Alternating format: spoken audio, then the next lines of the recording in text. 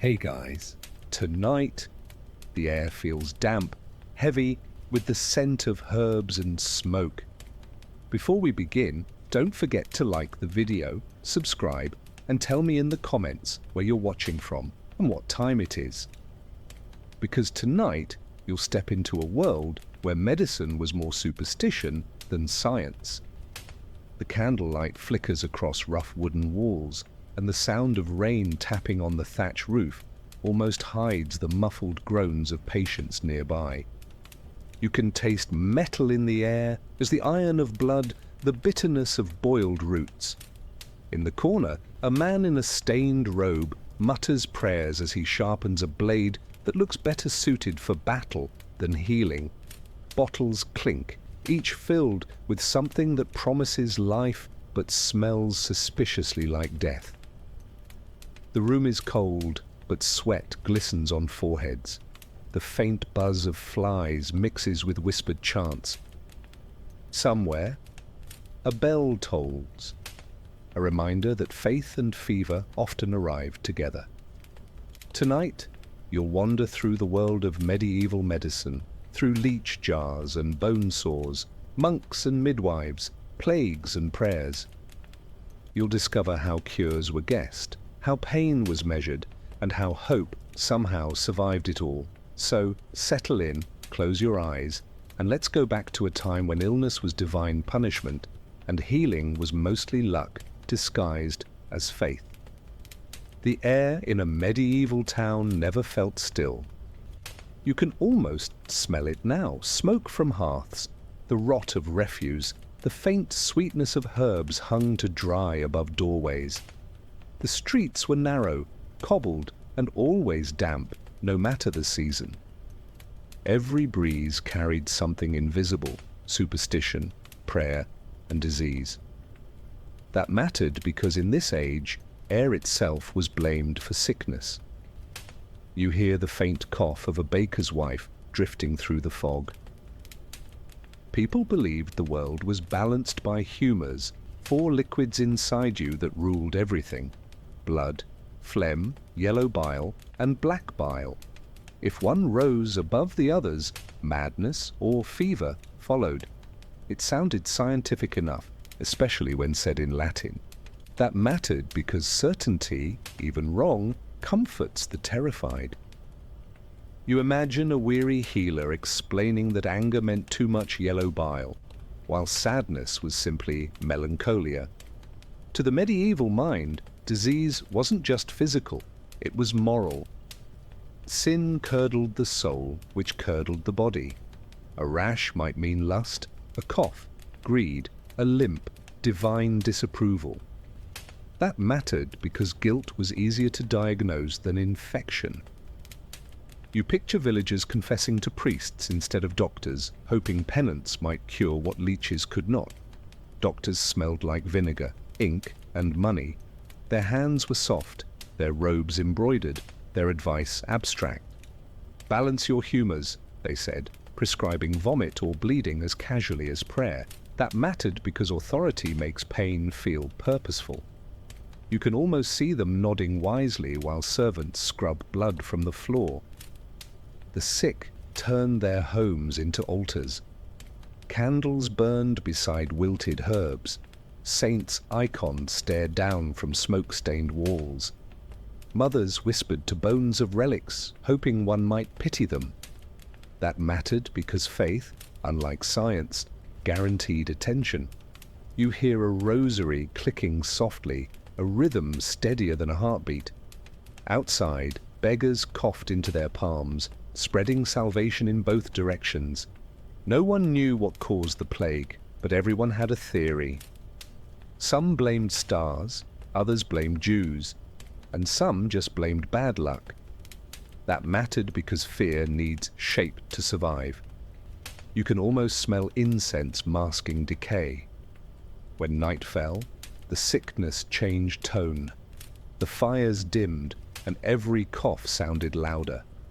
The streets glowed faintly from torchlight, amber and uneven. Dogs howled, rats scattered, and shadows swelled between stones. That mattered because darkness amplifies imagination. You hear the echo of footsteps from someone avoiding contagion or guilt. The healers who visited at night carried bells, warning others away. Their masks, long and bird-like, made them creatures of nightmare. Inside, they burned rosemary and wormwood, hoping scent could outfight sin. That mattered because protection was mostly ritual. You can almost taste smoke and sweat blending in your throat. Hospitals were less for curing and more for containing. Wooden beds, shared blankets, one priest per dozen souls. Patients prayed louder as others went silent. That mattered because sound, not medicine, marked survival. You feel the vibration of whispered psalms trembling in cold air. The rich hired physicians, the poor waited for miracles. Both suffered equally, though the wealthy received better Latin words to describe it. That mattered because class never protected anyone from contagion, only from honesty. You can almost hear coins clinking beside a deathbed, exchanged for comfort rather than cure. Even fresh air became suspect. Windows were sealed with waxed cloth to keep out bad miasma. Ironically, it trapped infection inside. That mattered because fear always suffocates logic first. You imagine a mother opening the shutters secretly at dawn just to feel something pure. And when morning came, the bells rang again, one for each death echoing through the mist like a hymn rewritten by exhaustion. That mattered because grief, unlike medicine, was consistent. You feel the chill of dawn slide down your spine as the town wakes to count its losses. Inside monastery walls, silence ruled. You can almost smell beeswax and parchment, hear the creak of sandals over stone floors. The infirmary sat near the cloister, where sunlight slanted through stained glass and turned dust into color. Here, monks practiced medicine wrapped in prayer. That mattered because healing the body began with cleansing the soul.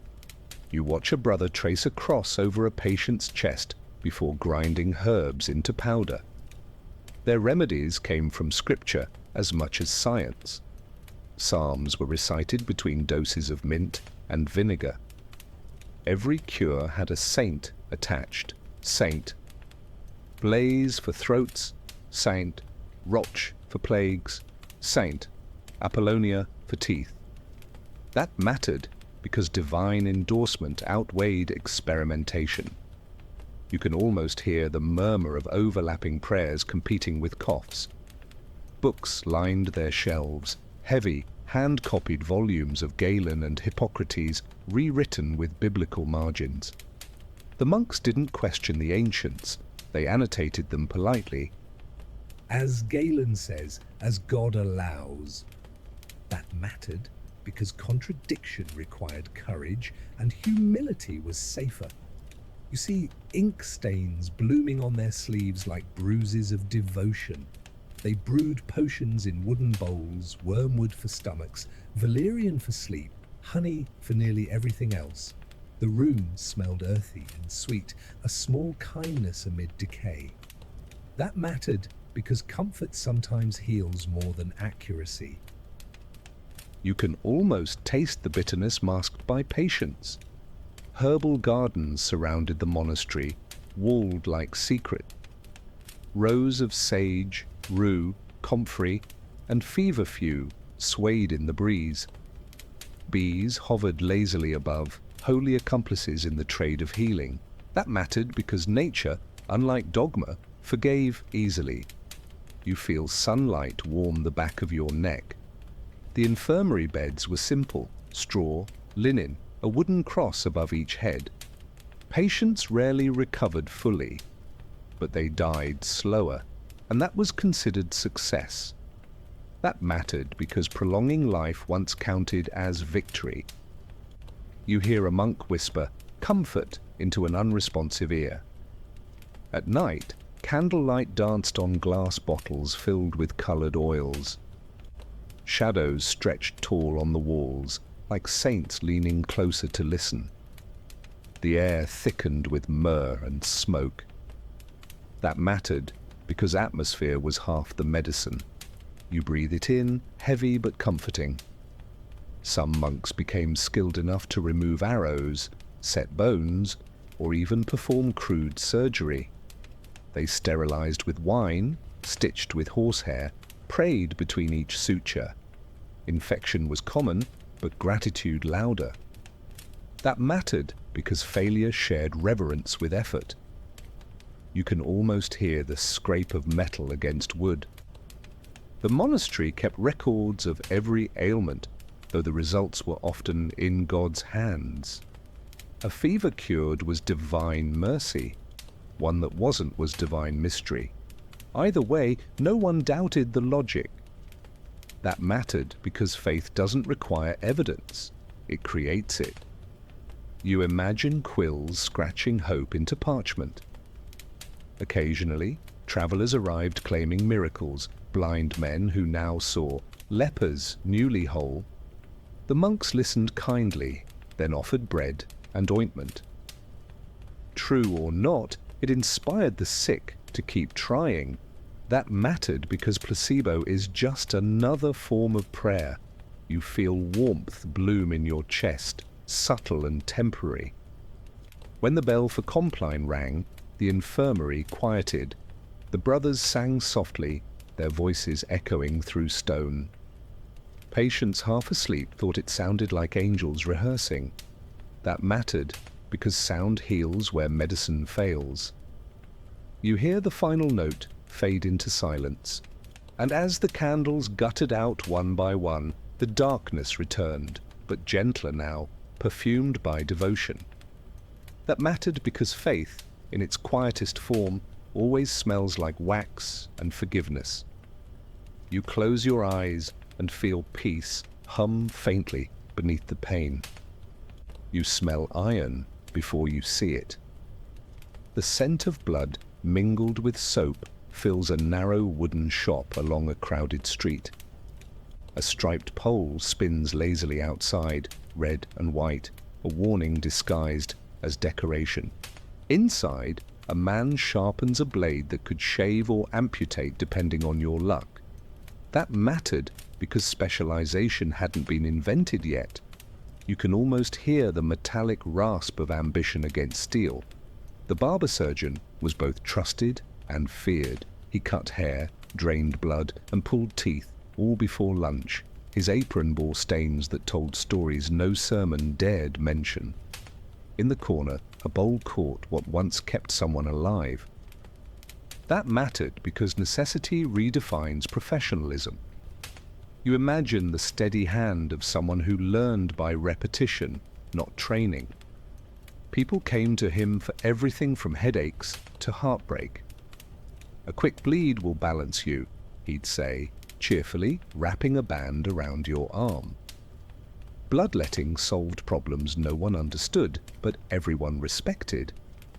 That mattered because ritual looks like science when performed confidently. You hear a customer groan softly as the world spins faintly darker. The instruments gleamed dully in the half-light. Saws, clamps, hooks, each carefully arranged on a wooden table. They looked cleaner than they were, wiped with the same rag that cleaned the floor. That mattered because appearances often substitute for hygiene. You can almost smell old iron warming under candlelight. He hummed while he worked, a tune borrowed from church, but altered by habit. Clients found comfort in the melody, mistaking rhythm for reassurance. The pain was quick, at least when he was sober. That mattered because efficiency was mercy's closest relative. You hear the faint hum between short breaths. When not cutting flesh, he practiced dentistry. A bad tooth meant a quick jerk and a long scream. Children watched from the doorways, fascinated by bravery or stupidity. It was hard to tell. That mattered because suffering makes great entertainment when survival's uncertain. You can almost hear the snap of bone echo briefly, then applause. Sometimes he stitched wounds from tavern brawls, pouring ale directly into the cut before sewing it shut.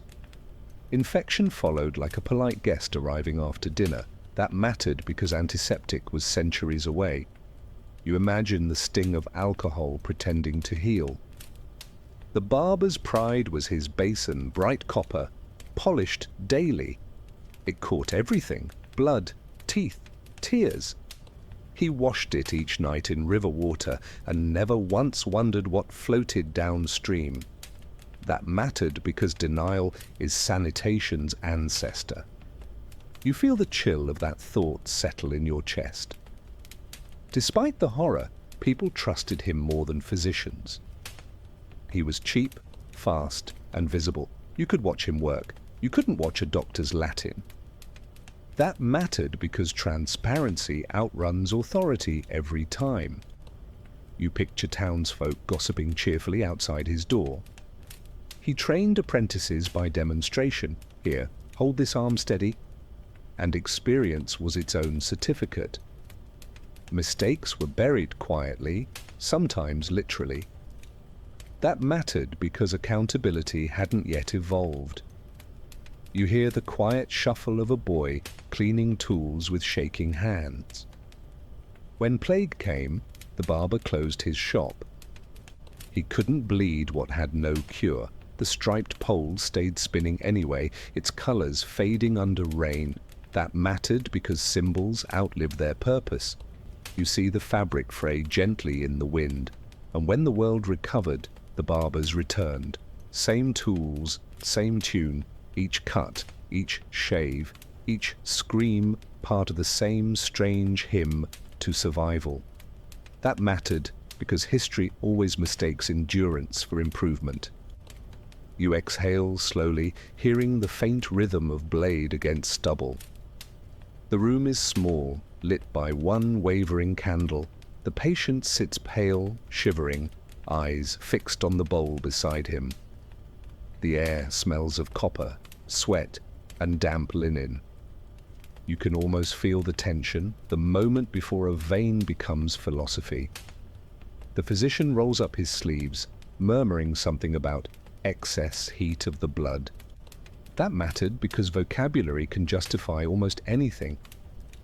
You hear the slow squeak of leather gloves tightening. Bloodletting was both art and arithmetic. The doctor measured illness by ounces: too much vigor, drain it; too little, drain it slower. He pricked the arm, watched crimson pour, and nodded thoughtfully, as if the soul itself were emptying. That mattered because ritual makes certainty visible. You picture drops of red darkening the candlelight's reflection. The theory was simple: balance must be restored. Each humor had its opposite: blood for air, phlegm for water, yellow bile for fire, black bile for earth. Too cheerful, too much blood; too sad, too much black bile. That mattered because logic thrives on symmetry. You can almost hear parchment rustling under confident hands. Monks, nobles, peasants, all bled equally. Sometimes for fever, sometimes for fatigue, sometimes just for preventative maintenance. Spring was especially fashionable for draining. New season, new body. That mattered because medicine follows trends like fashion does. You imagine neighbors comparing how much blood they lost, like harvest yields. Tools were simple: lancets, leeches, glass cups heated by flame to pull toxins outward. Each hiss of suction sounded like hope leaving politely. That mattered because sound reassures the doubtful. You can almost feel the warmth of the glass cooling on skin. Leeches were prized like pets, kept in clay jars filled with rainwater. They were fed on stray animals or, occasionally, careless fingers.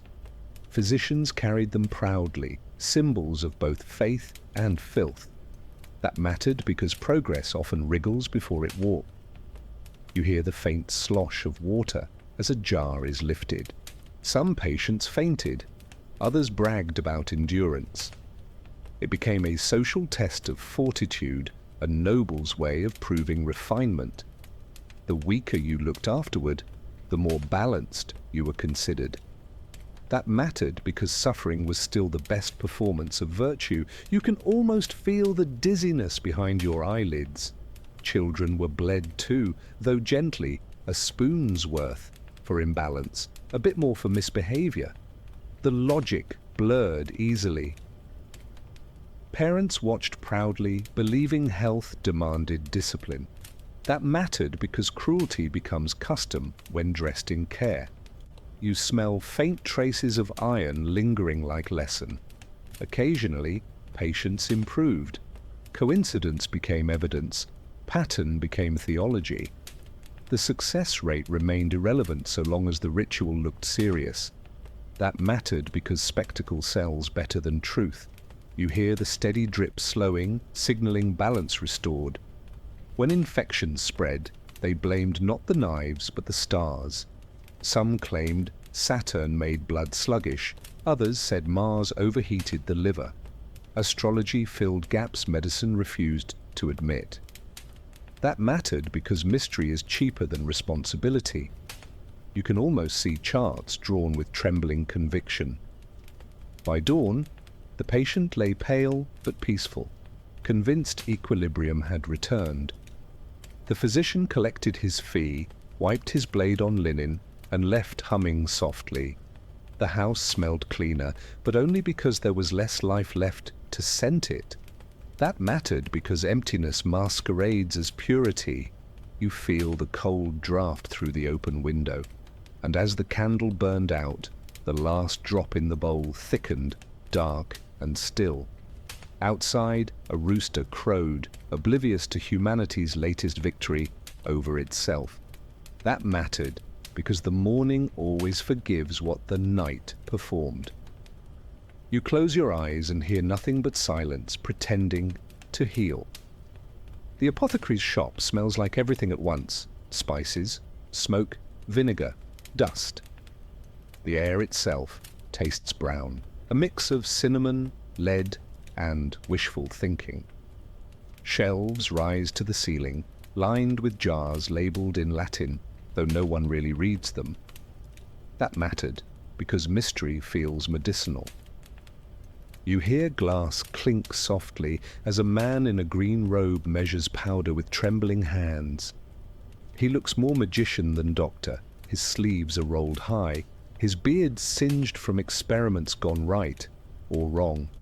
He grinds dried roots into powder, mixes it with honey, then whispers a blessing out of habit. Each mixture promises balance, vitality, or forgiveness. That mattered because belief amplifies flavor. You can almost smell the sharpness of crushed sage and sulfur. Behind him, mortars and pestles clatter like small thunder. The room glows amber from an oil lamp hanging low, its smoke curling in lazy patterns. Some bottles hold actual medicine, others hold imagination.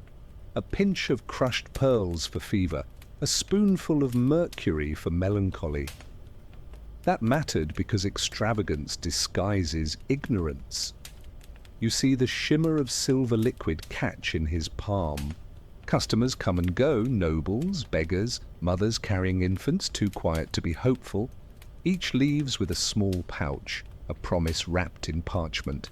He never says cure, he says may it help. That mattered because ambiguity is timeless professionalism. You hear the faint crackle of coins dropped into a wooden bowl.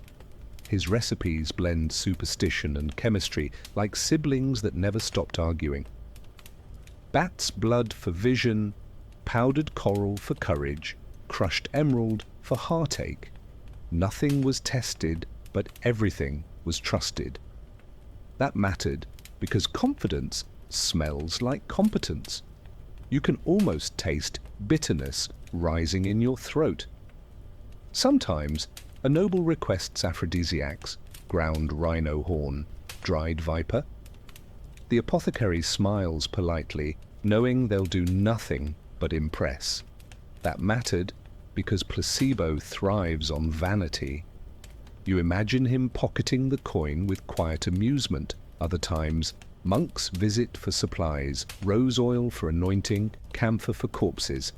The apothecary knows both customers well. Neither returns with complaints. That mattered because death gives good reviews.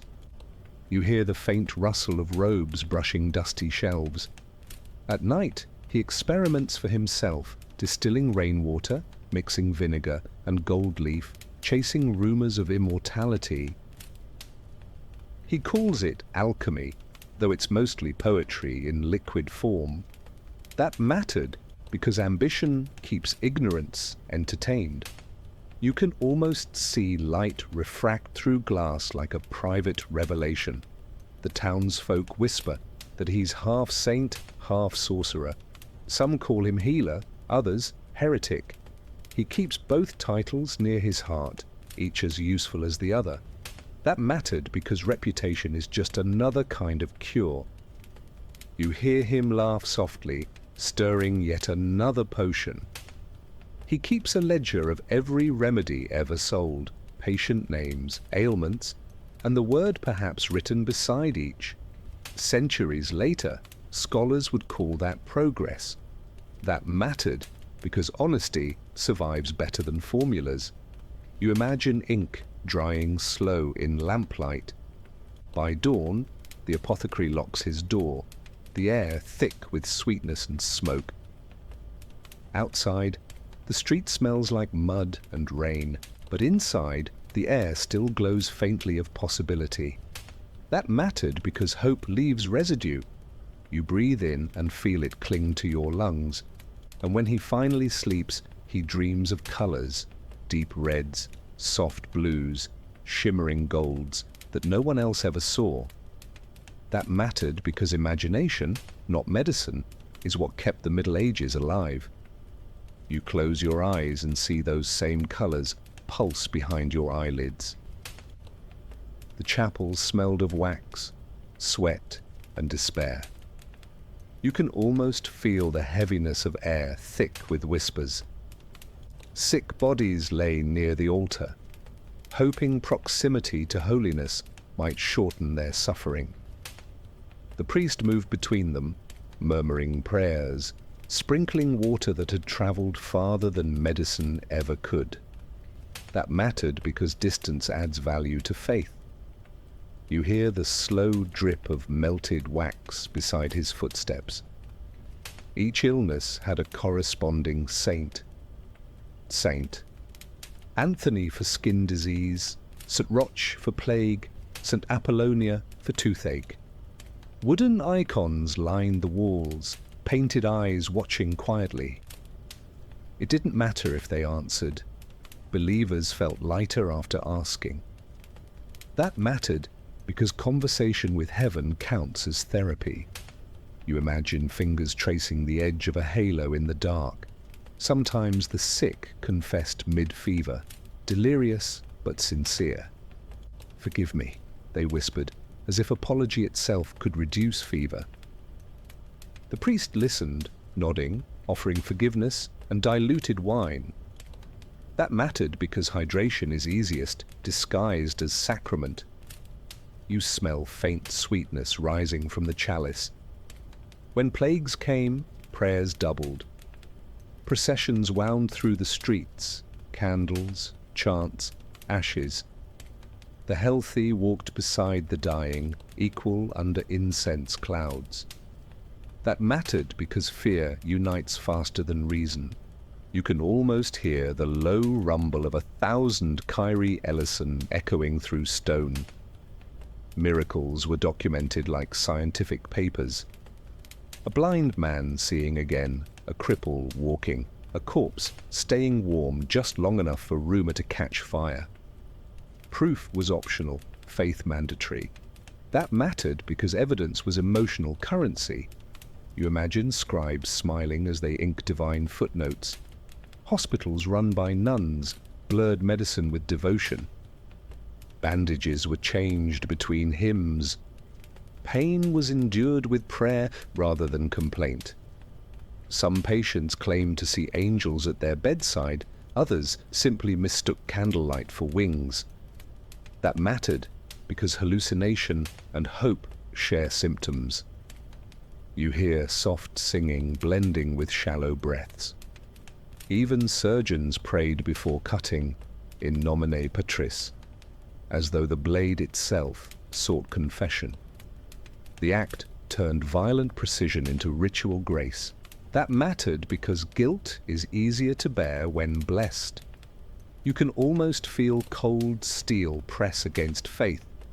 Relics became prescriptions, a fragment of a saint's bone, a drop of holy oil, a thread from a sacred shroud. Pilgrims traveled miles for a cure in the form of splinter. That mattered because motion feels like progress. You see their feet bleeding but proud. Some believed confession alone could cleanse the humours. Others tied charms around their wrists, verses folded inside leather pouches to trap illness before it reached the heart. That mattered because protection always prefers symbols to logic. You can almost smell parchment warmed by skin. When healing failed, the church rebranded death as deliverance. "Your suffering is ending," the priest would whisper, smiling as though heaven had sent an invitation. That mattered because redefining loss saves faith from collapse. You hear silence swallow his last amen. The candles burned lower, the room smelling now of smoke and mercy. The air cooled, carrying a strange peace, the kind only surrender can create. That mattered because serenity was the only cure guaranteed. You breathe out and feel your shoulders loosen. And as dawn filtered through stained glass, the dying and the living looked the same, bathed in gold, forgiven and momentarily free. That mattered because redemption, at least, was contagious. You close your eyes and feel the warmth of that light touch your face. The physician's satchel looked innocent enough, leather cracked by candlelight, smelling faintly of vinegar and old miracles. But inside it lurked terror, disguised as professionalism. You can almost hear the soft clink of metal, the hiss of cork pulled from a bottle. Each tool promised help, but whispered harm. That mattered because confidence sold better than results. You see the glint of a scalpel cleaned on the same rag as the table. First came the lancet, small, sharp, and revered. It could drain blood, open boils, or release evil vapors. The doctor's hands trembled, not from fear, but caffeine and faith. He leaned close, muttering Latin phrases even he barely understood. That mattered because language can anesthetize as well as laudanum. You hear the shallow breath of someone praying to both God and gravity. Next, the cautery iron, heated until white-hot, it hissed when touched to flesh, sealing wounds and sins alike. The smell was unforgettable, sweet, salty, and final. Pain purifies, the doctor might say, as if theology could dull nerve endings. That mattered because justification burns slower than fire. You feel warmth crawl up your spine just imagining it. Then came the saw, curved, confident, almost cheerful in its efficiency. It didn't discriminate between surgery and carpentry. The same motion, the same rhythm. Assistants held the patient down, offering wine and distraction. Screams rose, then softened into resignation. That mattered because endurance passed for anesthesia. You can almost hear wood and bone sharing the same resistance. Infection was invisible, so it didn't count. Doctors wiped blades on their sleeves, proud of cleanliness that existed only in theory. The patients who survived were called miracles, The rest were God's will. That mattered because statistics hadn't yet learned to mourn. You smell blood mixing with rosemary meant to hide it. Some instruments had mysterious names: trocars, probes, speculums, designed less to heal than to intimidate. Patients rarely asked questions, doctors rarely explained. Everyone preferred the illusion of competence. That mattered because ignorance feels dignified when shared. You can almost see the gleam of brass catching candlelight. Doctors wore robes of black or deep red, colors that hid stains well. Their sleeves brushed against bodies and bandages alike. Some wore rings filled with perfume to ward off disease, though mostly they just scented denial. That mattered because vanity and medicine have always shared a mirror. You smell cloves and arrogance mingling in the air. They carried urine charts, holding flasks up to the light, squinting like wine critics. The color, the sediment, the smell, all divine clues to invisible mysteries. Yellow meant excess bile. Red meant fever. Black meant sermon material. That mattered because imagination loves data. You hear the soft swirl of liquid pretending to reveal fate. Even astrology found its place in the bag. A doctor refused to treat patients born under unlucky constellations. Mars is rising, he'd say, solemnly, as if gravity cared about ulcers. That mattered because uncertainty requires ceremony. You see his eyes scanning the sky instead of the wound. The bag also carried posies of herbs, lavender, mint, thyme, to combat bad air. When that failed, they burned them indoors, choking everyone equally. Clean lungs through cleansing smoke, they said. That mattered because purification always overdoes it. You can almost cough just picturing the haze. Sometimes, between procedures, the physician paused to pray. His hands shook, his breath steadying. For a moment, he was just a man in the dark, trying to outwit decay. That mattered because empathy, though rare, still flickered beneath ritual.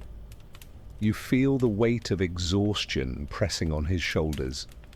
And when morning came, he repacked the tools, still red, still holy, and moved on to the next bedside. Hope, like blood, was endlessly renewable. That mattered because failure recycled faster than faith. You hear the click of the bag closing, a soft full stop in a sentence that never ends. The street is silent except for the shuffle of leather boots. You can almost smell the mix of vinegar, sweat, and decay. A figure approaches, a long black coat, wide-brimmed hat, and a beaked mask stuffed with herbs. The eyes behind glass lenses don't blink. Children hide, dogs bark once, then whimper. That mattered because protection often looks like terror. You hear the slow tap of a walking stick against cobblestones. Inside the mask, the air is thick and hot. The doctor breathes through the beak, filled with mint, myrrh, and rose petals, scented denial against invisible death. The glass fogs with each exhale, his vision narrowing. That mattered because control requires costume. You imagine the scratch of linen against his mouth. He carries a rod to prod the sick from a distance, a book of remedies in one hand and a prayer in the other. The book lists treatments, vinegar baths, crushed emeralds, live chickens placed on sores, each cure more poetic than practical. That mattered because desperation invents creativity. You smell feathers and futility. Plague houses were marked with red crosses and the words, "Lord have mercy." He entered anyway, pockets full of faith and failure.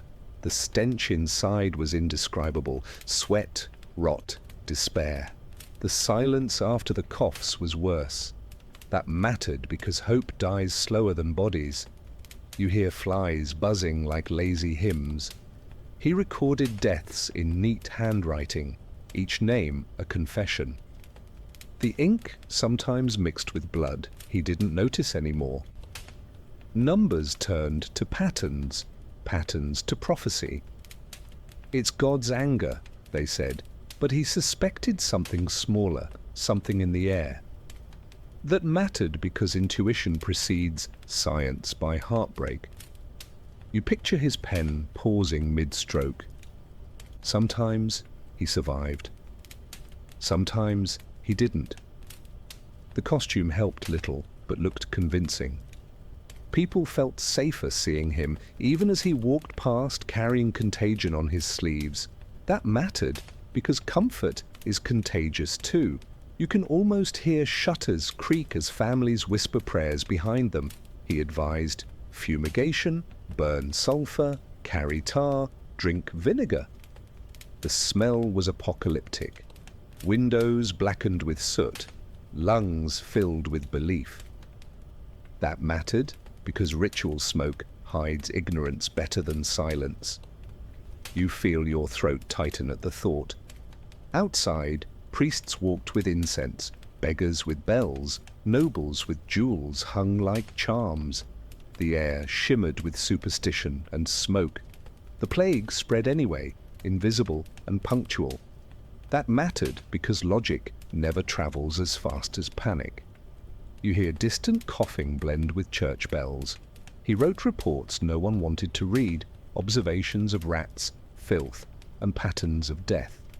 Years later, those notes would sound like prophecy. That mattered because documentation outlives denial. You can almost see parchment curling in candle heat. At night, he removed the mask slowly, skin pale, lines carved where straps had bitten. He washed with vinegar, muttered half a prayer, and stared at the horizon, waiting for the next morning's toll. That mattered because survival demands repetition. You hear his quiet breath, fog against glass one last time. He never knew if he saved anyone. Perhaps that wasn't the point. He stood between fear and faith, faceless and steady. That mattered because presence, not cure, was the real medicine. You feel a strange respect rise through the unease. And when the bells rang again, their echo carried the rhythm of his footsteps, measured, inevitable, human. That mattered because even in plague, dignity found a uniform. You close your eyes and hear the tap of his cane fade into sleep. The room is cold, quiet, and smells faintly of wax and salt. You can almost hear water dripping somewhere, each drop counting the seconds since death. A candle flickers above a shrouded table. Around it stand men in robes, students, clerics, scholars, watching as a surgeon lifts a knife. That mattered because curiosity now outranked reverence. You feel the chill creep up your arms. The body on the table once belonged to a thief, executed that morning. Dissection was his afterlife, punishment and contribution in one. The surgeon's hands move slowly, reverently. In the name of knowledge, he whispers. That mattered because justification always borrows holiness. You can almost hear the rustle of cloth pulled back from skin. The first cut is small, deliberate. The air fills with the metallic scent of blood long settled. A few students look away, others lean closer, fascinated. For centuries, cutting flesh had been sin. Now, it was enlightenment. That mattered because fear and progress often share the same heartbeat. You feel a knot tighten in your stomach.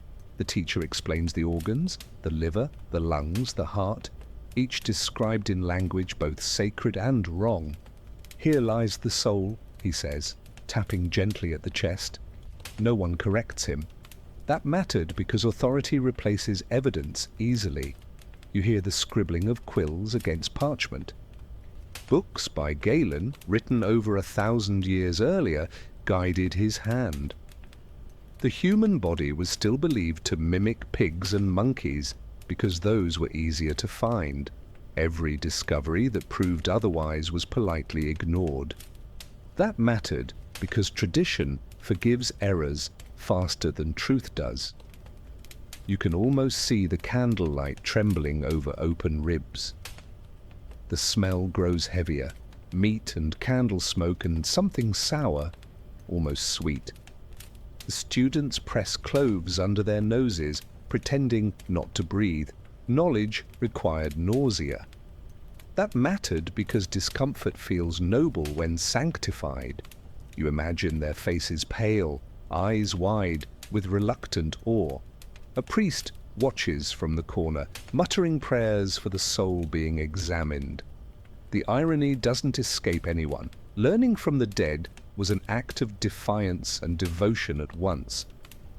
That mattered because heresy and discovery share the same posture. You hear Latin words mixing with the sound of scissors cutting cartilage. Each organ is named, weighed, and debated. The spleen produces melancholy, one insists. Another argues for the heart as the seat of courage. They all agree the brain must be decorative. That mattered because ignorance survives best in consensus. You feel the faint amusement beneath the horror. When the lesson ends, the body is sewn clumsily, placed in a coffin, and buried outside consecrated ground. The students file out, talking softly of what they learned, though none will admit what they felt. That mattered because knowledge demands numbness. You hear footsteps fading through stone corridors. The surgeon stays behind, cleaning his tools with wine. He stares at his reflection in the blade, alive, breathing, temporary. "Thank you," he whispers to the silence. That mattered because gratitude sometimes sounds like guilt. You can almost see the glint of candlelight fade in his eyes. Later, those same notes will travel across Europe, copied and recopied, sparking curiosity in others who never saw the lesson. Anatomy will slowly become science, but it began as crime. That mattered because all progress begins with permission no one gave. You feel the quiet weight of that truth. And as the door closes, the candle gutters out, leaving only the echo of ink drying on parchment. A heartbeat caught between reverence and rebellion. That mattered because learning, like death, always ends in silence. You exhale slowly, almost reverently.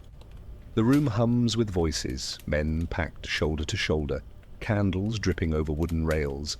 The air smells of sweat, ale, and anticipation. In the center stands a table, bright with lamplight. A man lies there, awake but resigned, staring up at the ceiling beams. That mattered because medicine had an audience before it had mercy. You hear the creak of benches as the crowd leans forward. The barber surgeon enters like a performer, his sleeves rolled, his tools gleaming, his grin professional. He bows briefly to applause. "This will hurt less than sin," he jokes, earning nervous laughter. That mattered because humor makes horror easier to sell. You can almost see his breath shimmer in the warm, smoky air. Assistants hold the patient down, each whispering comfort that sounds like surrender. The barber dips his saw in wine, wipes it on his apron, and begins. The sound, wet, rhythmic, unmistakable, cuts through the room. Some spectators flinch, others take notes. That mattered because fascination always outweighs empathy. You feel the vibration through your own ribs. No anesthesia, just fortitude. The patient bites on a strip of leather, eyes wide, tears carving tracks through grime. The barber hums to himself, steady and unhurried. Almost done, he lies kindly. That mattered because hope numbs better than opium. You can almost taste salt in the air. When the limb comes free, the crowd exhales together. Some cheer, some cross themselves. The barber holds the severed leg up triumphantly before tossing it into a bucket. He'll walk again in heaven, he declares. That mattered because triumph forgives cruelty. You hear laughter cover discomfort like a thin cloth. He sears the stump with hot iron, sealing skin and sin in the same motion. The smell draws more reactions than the sight. A woman faints, a student applauds. The barber wipes sweat from his brow, proud of his precision. That mattered because horror needs choreography. You can almost feel heat radiating from the iron. The crowd disperses slowly, chattering, thrilled. Some will dine while recounting every detail, others will dream of screams. For the barber, it's just another day's work. That mattered because repetition breeds detachment. You hear coins drop into his palm like applause that never ends. Sometimes, nobles attended too, curious, entertained, detached from the risk. They called it education. Doctors defended it as public learning. Really, it was theatre with higher stakes. That mattered because morality loses volume in crowded rooms. You imagine candlelight reflecting off jeweled rings clapping softly. When the patient survived, the barber became a hero. When he didn't, the body was carried quietly out the back door. He was too weak, they'd say. That mattered because blame always travels downward. You hear the thud of footsteps fading into alleys. Apprentices swept the floor, humming tunes to mask the metallic smell. Blood seeped between cracks, drying to history's colour. The tools were rinsed in cold water, blessed with indifference. That mattered because cleaning removes guilt, not germs. You can almost hear the splash of ritual pretending to be hygiene. At night, when silence returned, the barber sat alone, staring at his hands. They shook only when the applause stopped. He poured himself a drink, muttered a prayer, and waited for tomorrow's audience. That mattered because conscience has poor timing. You feel pity for the performer beneath the pride. And somewhere, in the city's darkness, the echo of his saw blended with distant music, proof that life and a spectacle were never separate. That mattered because in the Middle Ages, survival was just another show. You close your eyes and hear applause dissolve into rain. The apothecary's workshop glowed gold in lamplight. Glass jars lined every shelf, filled with powders that shimmered like treasure. You could almost smell 100 scents at once: cinnamon, sulphur, vinegar, and something faintly metallic. He moved among them like a priest in a private chapel. That mattered because medicine and magic were separated only by confidence. You hear the soft scrape of pestle against mortar, rhythmic as prayer. Each ingredient carried both cure and curse. Mercury treated syphilis, but too much killed faster than the disease. Belladonna eased pain but stole sight. Even gold, ground fine, promised purity and delivered poison. That mattered because beauty tempts belief. You see his hands trembling slightly as he measures by instinct, not logic. He sold antidotes too, if you could afford them. Nobles loved the idea of protection in a vial, especially against the poisons they themselves preferred for politics. The irony wasn't lost on the apothecary. That mattered because survival was a profitable business. You hear coins clinking like confessions in the dark. Recipes passed in whispers, guarded like spells. Some came from Arabic scholars, others from old wives who never wrote. Every bottle carried a story, this one found in a monk's notes, that one stolen from a dying midwife. That mattered because provenance sells miracles. You imagine him labeling each myth with steady hands. Poison and perfume often shared the same bottle. The same oils that soothed headaches also suffocated rivals. Apothecaries pretended not to notice which clients ordered by night. That mattered because neutrality keeps shopkeepers alive. You smell sweetness under suspicion. Sometimes he experimented, mixing herbs never meant to meet, heating them until smoke filled the room. The fumes burned his lungs but cleared his thoughts. He coughed, laughed, and took notes. That mattered because discovery always starts with recklessness. You hear bubbling glass and the hiss of steam. Accidents happened. One apprentice touched his face after handling aconite and fell asleep forever. The shop fell silent for days, save for flies. He died learning, the apothecary said softly, more eulogy than excuse. That mattered because guilt distills slower than alcohol. You see him pour the failed mixture into the gutter. Nobles paid for cosmetic cures, powders to whiten skin, tonics for youth. They glowed like marble, then yellowed, then died prettily.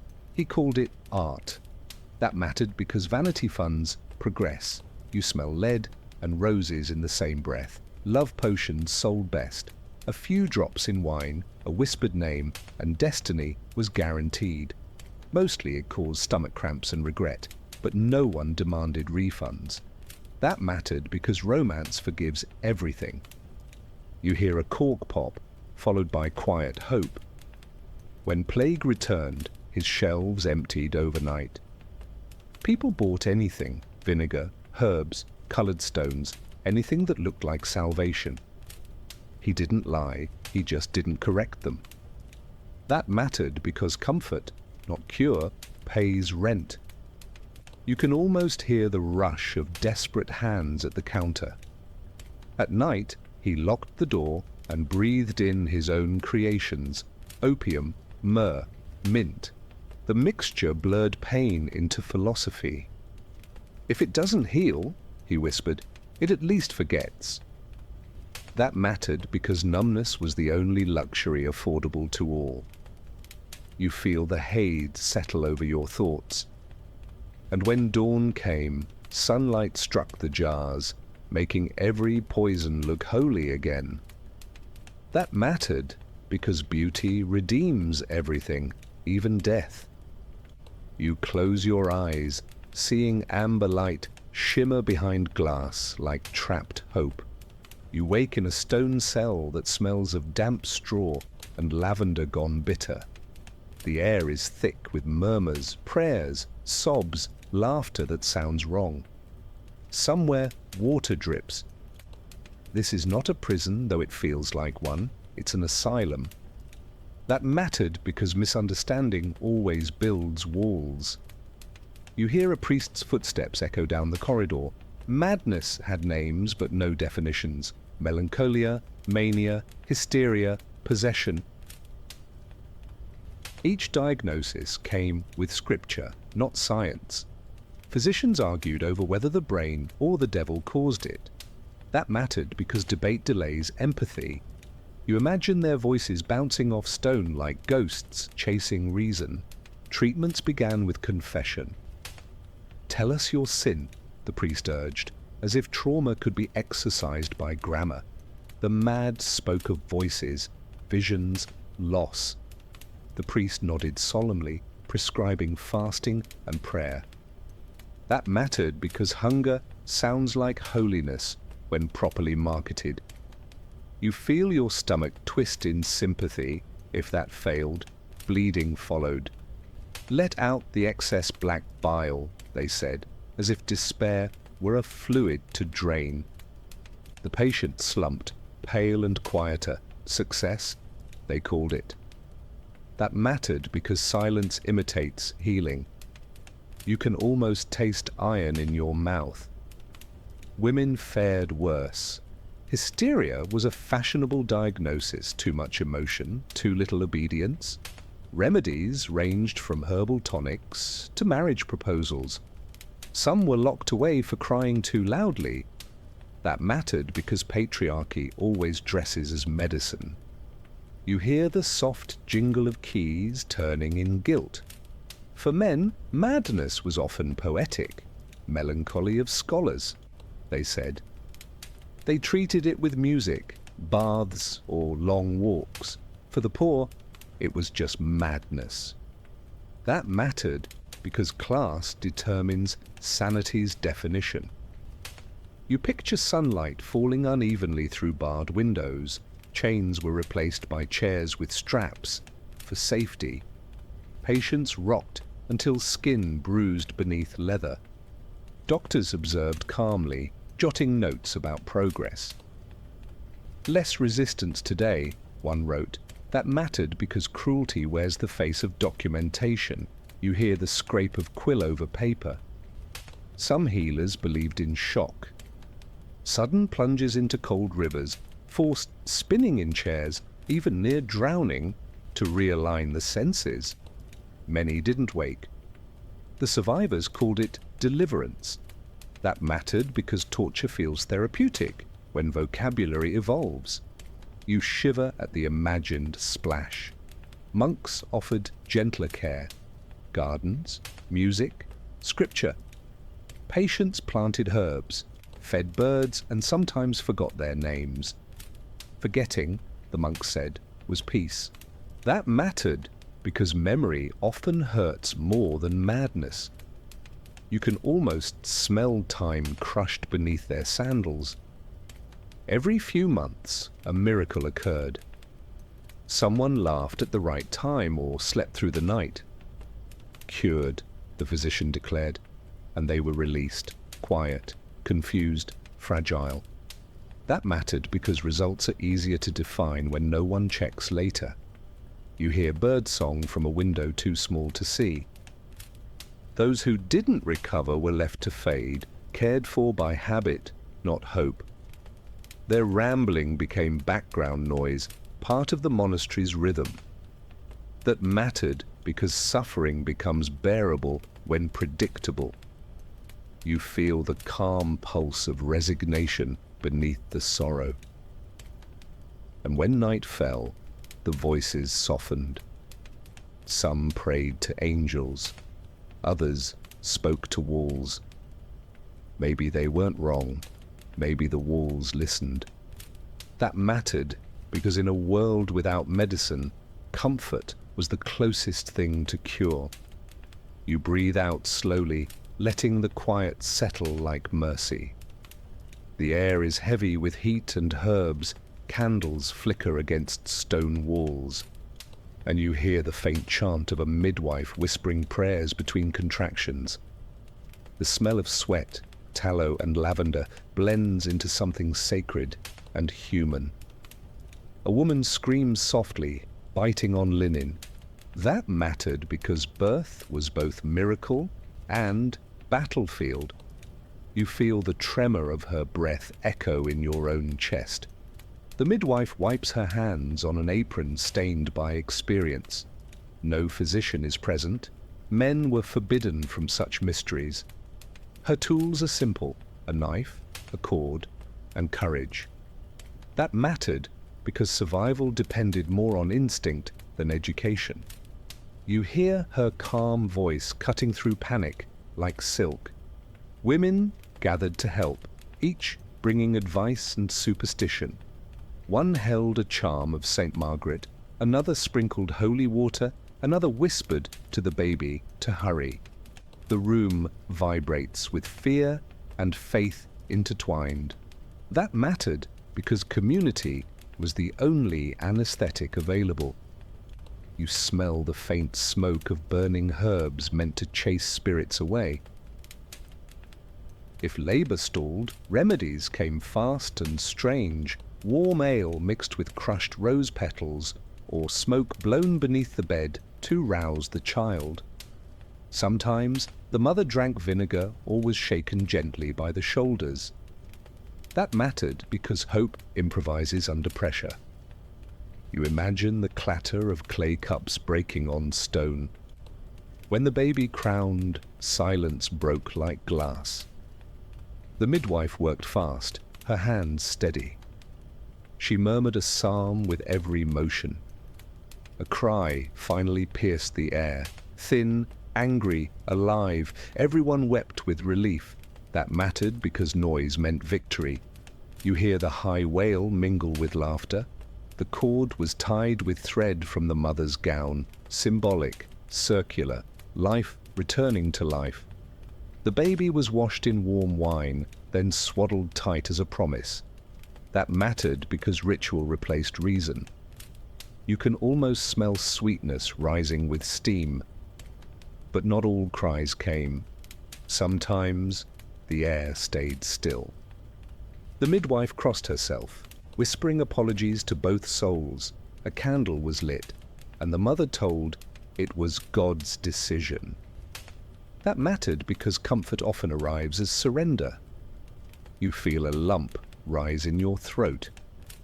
In wealthier homes, physicians interfered, armed with theories and arrogance. They prescribed position changes and purgatives, sometimes bleeding the mother mid-labor. Few survived the expertise. That mattered because privilege rarely equals mercy. You hear boots scrape on tile as men leave in silence. Midwives were blamed when things went wrong, accused of witchcraft for every loss. Yet women still trusted them. Whispers of protection passed from door to door. That mattered because reliability outlives reputation. You imagine a tired smile exchanged in candlelight. Baptisms happened fast, sometimes before the umbilical cord cooled. Fear of dying unblessed outweighed rest. The priest arrived, eyes weary but kind, muttering prayers over steam and cries. That mattered because salvation couldn't wait for strength. You hear the trickle of holy water over skin. When dawn came, the room smelled of iron, milk, and ash. The mother slept deeply, her chest rising unevenly. The midwife cleaned quietly, her hands shaking only when no one watched. That mattered because exhaustion hides behind composure. You feel warmth drain from the air. And as the sun broke through the window, the newborn stirred, tiny fingers curling against light. That mattered because even in the dirtiest century, life still insisted on beauty. You close your eyes and picture it, soft, fragile, eternal. The medieval world loved a good experiment, especially one involving pain. You can almost smell smoke and garlic, the universal cure for everything from plague to heartbreak. Someone somewhere always had a recipe. That mattered because confusion thrives best in creativity. You hear the bubbling of something suspicious over fire. For toothaches, people held live frogs in their mouths to draw out the ache. For baldness, they rubbed pigeon droppings into their scalp. It worked for the Romans, they said, which made it sound respectable. That mattered because history often lends stupidity credibility. You try not to laugh. If your stomach hurt, you swallowed ground coral mixed with wine. If your head ached, you rubbed it with vinegar and mint. And if that failed, a dead mole tied around the neck would distract the pain. That mattered because placebo predates psychology. You smell mint over decay. Doctors also believed illness could be frightened away. Patients were startled by sudden noises, sometimes even fake funerals. The logic was, if death saw you prepared, it might skip you. That mattered because fear briefly feels like control. You hear drums in the distance, solemn and absurd. Leeches were reused, sometimes mistaken for new ones after a rinse. They clung to lips, eyelids, or even inside throats for deeper purification. That mattered because repetition masquerades as expertise. You feel phantom pressure on your skin. To cure insanity, healers shaved heads and rubbed onions and vinegar into the scalp. The sting was meant to release trapped thoughts. It mostly caused screaming. That mattered because suffering was often mistaken for progress. You imagine eyes watering from both pain and hope. For infection, physicians prescribed mixtures of dung and honey. The filth draws out the filth, they said. Miraculously, sometimes it worked, thanks to natural antibiotics no one understood. That mattered because even madness can stumble upon truth. You smell sweetness over rot. One famous cure for gout involved roasted owl ground with pork fat. For epilepsy, powdered skull of an executed criminal. For fever, amulets of spider webs dipped in wine. That mattered because desperation dignifies the grotesque. You can almost hear the whisper of superstition turning into scripture. Sometimes, patients were told to eat emerald dust or drink molten gold, remedies for nobility only. They glowed briefly, then died elegantly. That mattered because wealth always finds poetic ways to suffer. You imagine jeweled goblets raised in trembling hands. Not all treatments failed. Garlic helped infections, willow eased pain, and honey healed wounds. The problem was dosage and faith, both measured in guesswork. That mattered because luck is just science without vocabulary. You feel gratitude flicker through the disbelief. In time, superstition blended with observation. Healers began writing notes, comparing outcomes. A whisper of progress stirred. That mattered because pattern is the seed of medicine. You hear quills scratching uncertain hope into parchment. And centuries later, those same absurd recipes became relics of trial and error, proof that humanity kept trying even in the dark. That mattered because effort, not success, built the bridge to reason. You exhale, imagining garlic, smoke, and stubborn hope lingering in the air. Palace corridors smelled of roses, wax, and fear. You hear slippers brushing marble as servants hurry with bowls of steaming water. In a world where the divine right ruled everything, even sickness was political. The king's cough could change alliances. That mattered because mortality embarrasses power. You can almost see gold flicker under candlelight, trembling like nerves. Physicians to royalty dressed as priests, armed with velvet gloves and unearned certainty. They mixed crushed pearls into wine, believing purity could be swallowed. Sometimes it sparkled beautifully, before killing faster than disease. That mattered because luxury mistakes shine for safety. You taste sweetness edged with poison. Queens endured tonics of mercury for complexion and arsenic for grace. Nobles envied the glow, unaware it came from death rehearsing. The line between beauty and agony blurred until both looked fashionable. That mattered because vanity is the oldest epidemic. You smell perfume masking decay. The royal bedchamber turned into a stage, curtains drawn, relics arranged, courtiers whispering outside the door. Physicians muttered Latin over the king's pulse, each beat measured like currency. He still reigns, they'd say, as if denial could cure. That mattered because language bends for crowns. You hear the rustle of silk, hiding panic. Royal doctors blamed stars when medicine failed. Mars is in ascendance, they'd say gravely, pointing skyward while the patient faded. It was a celestial deflection, polite and convenient.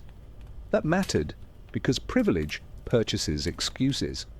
You picture nobles nodding solemnly, pretending to understand. Bloodletting became theatre. 4 physicians, 12 assistants, 3 golden bowls, all to drain hope, 1 pint at a time. The king grew pale, the courtiers paler.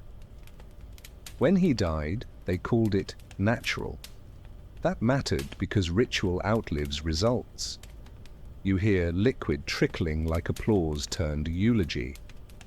When plague threatened the palace, royals fled to the countryside, dragging disease and servants with them.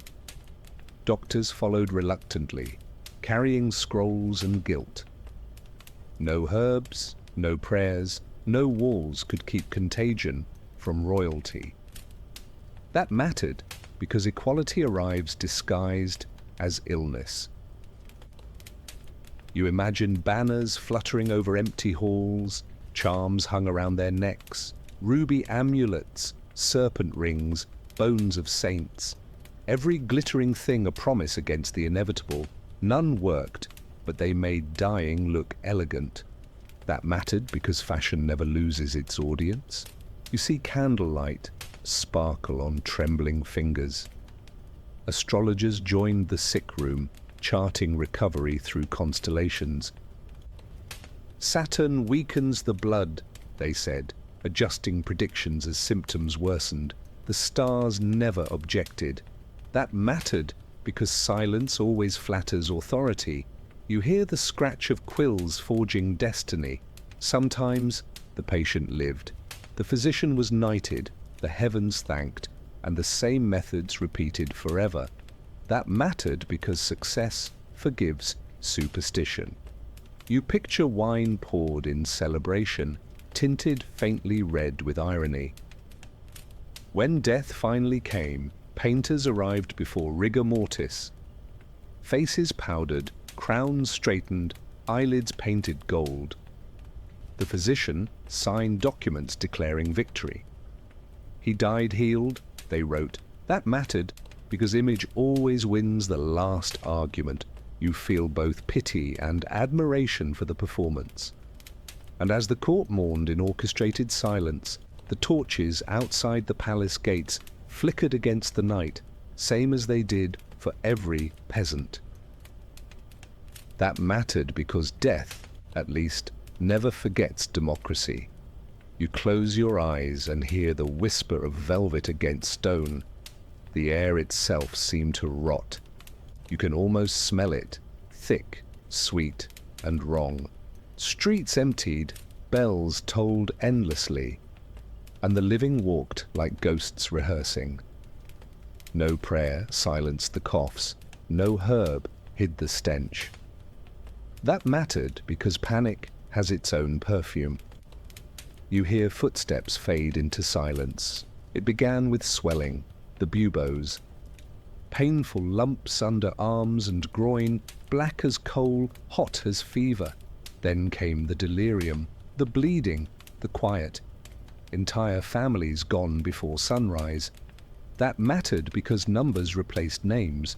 You see candles burning for no one left to thank them.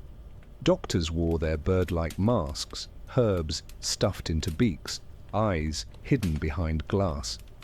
They carried sticks to touch the dying from a distance, muttering apologies through muffled breath. The air is poisoned, they said. It wasn't entirely wrong. That mattered because ignorance occasionally flirts with truth. You feel your lungs tighten. Churches overflowed with bodies, faith collapsing under its own weight. Priests stopped giving last rites. There weren't enough left to say them. The dead were stacked in pits blessed once, then forgotten. That mattered because even holiness has a limit. You hear the echo of shovels in soft earth. Some believed cats carried the plague and slaughtered them all, unknowingly freeing the real culprits, rats.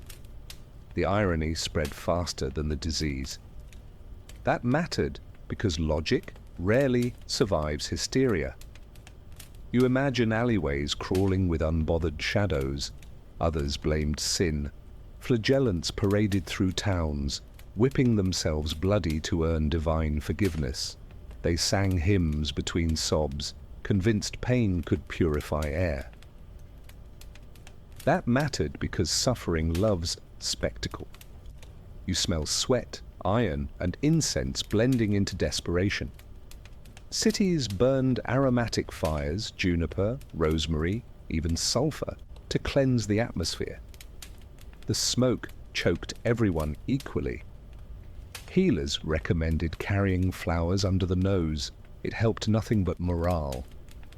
That mattered because placebo saves spirit when medicine cannot. You hear coughing softened by poetry.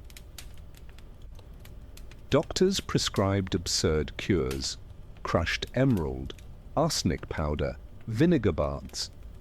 Drink your urine, one manual advised earnestly. Some obeyed. That mattered because hope makes anything sound reasonable. You can almost taste bile and faith mingling. Survivors emerged with scars and stories. They spoke softly, as if sound could summon it back. Towns rebuilt, slowly, like bones knitting after a break. That mattered because endurance is quieter than grief. You feel that stillness like a long inhale. The plague rewrote hierarchies, peasants inherited land, nobles vanished, monasteries emptied, labor became precious, faith negotiable. Out of the ashes, the Renaissance began. That mattered because catastrophe fertilizes progress. You see light creeping through soot-stained windows, yet some never recovered, haunted by memory and silence. They left offerings at crossroads, whispered apologies to ghosts. Even years later, the smell of smoke made hearts race. That mattered because trauma has perfect memory. You hear the faint rattle of wheels carrying forgotten bones. And when it finally ended, no one celebrated. They simply lived differently, washing more, doubting more, believing less. That mattered because survival replaces meaning. You close your eyes, breathing the imagined scent of ash and rosemary. You wake to the smell of smoke and rosemary. Somewhere, a bell tolls for another lost soul. A healer kneels beside her bed, hands red with effort, eyes hollow from sleepless nights. Her hut is small, stone walls sweating moisture, shelves lined with dried herbs and guilt. That mattered because mercy costs energy no one repays. You hear her sigh like a prayer half finished. She treats whoever comes, beggars, soldiers, widows, asking nothing but quiet. Some call her blessed, others whisper witch. Every remedy is a coin toss between gratitude and accusation. That mattered because kindness in dark times looks suspicious. You imagine her wrapping a bandage slower than necessary, prolonging peace. Her cures are simple: honey for wounds, lavender for sleep, onion for fever.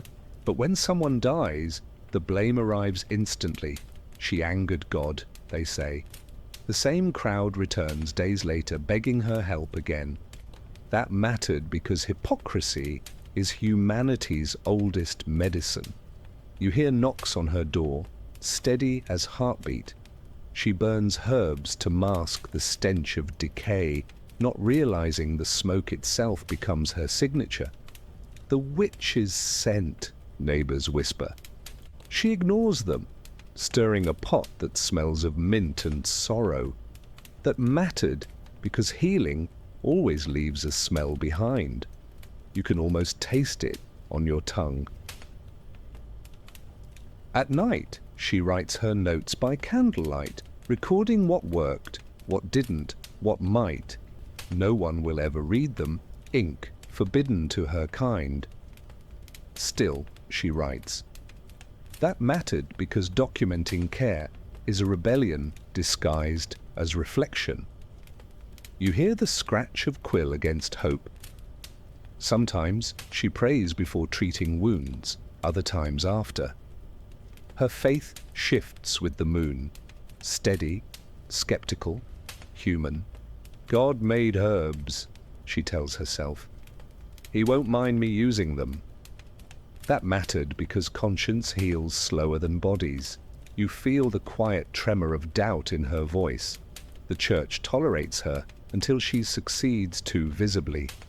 When nobles recover under her care, murmurs rise. How does she know so much? Soon, knowledge becomes crime. That mattered because results threaten authority. You smell incense approaching, the kind used at trials. Soldiers arrive one morning. They take her books, her jars, her peace. The villagers watch, eyes lowered but curious. She summoned demons, someone says, because that's easier than saying she was better than us. That mattered because fear rewrites gratitude. You hear her footsteps fade under chains. In the dungeon, her hands shake from cold, not guilt. She whispers the names of herbs like a rosary: thyme, sage, comfrey. Comfort disguised as ritual. That mattered because memory becomes medicine when touch is forbidden. You feel the rhythm of her breath, steady against stone. The priest visits, asking for confession. "What spirit aided you?" he demands. She answers softly, "Knowledge." He frowns, unprepared for honesty. That mattered because truth sounds heretical in candlelight. You imagine their eyes meeting, pity from one, pity from the other. Her final words before the fire are a blessing for her accusers. The wind carries the smell of burnt rosemary and forgiveness. That mattered because compassion survives where logic fails. You breathe in smoke that feels like absolution. And after her death, the town still calls for a healer. No one comes. That mattered because fear kills what faith cannot. You hear the silence afterward, heavy as consequence. The forest hums softly at dusk. You can smell pine, wet moss, and something faintly floral. Deep within, a woman kneels beside a small fire, mixing herbs in a clay bowl. She hums to herself, not spells, but songs of memory. That mattered because knowledge once passed through lullabies. You hear crickets joining her rhythm. Women were medicine long before men wrote about it. They knew which root soothed childbirth, which leaf stilled fever. But when medicine became Latin, their wisdom became sin. That mattered because language reassigns ownership. You imagine ink covering soil. Villagers visited at night, quietly, gratefully. "She cured my child," they whispered. By day they crossed themselves when she walked by. Fear of her shadow kept them moral. That mattered because reverence and fear share the same tone. You hear doors bolt softly as she passes. The church noticed. Priests preached of Eve and temptation, of women listening to serpents. Healers became suspects. Midwives became demons. Their power, they said, comes from the devil. That mattered because power never stays with the powerless for long. You feel the chill of collective paranoia. Trials spread like plague. Women were stripped, searched for witch marks, moles, scars, freckles mistaken for signatures of sin. Each accusation birthed another. That mattered because hysteria breeds efficiently. You hear ropes creak in the cold morning air. Confessions came easily under torture. "Yes," they said, "I flew at night, I danced with shadows." Pain made imagination persuasive. The priests nodded, satisfied. That mattered because belief prefers stories that confirm its fear. You smell iron and sweat mingling with incense. Burnings were public, festive. Markets paused, children lifted to shoulders, everyone pretending justice was purification. The smoke smelled like meat and morality. That mattered because spectacle sanctifies cruelty.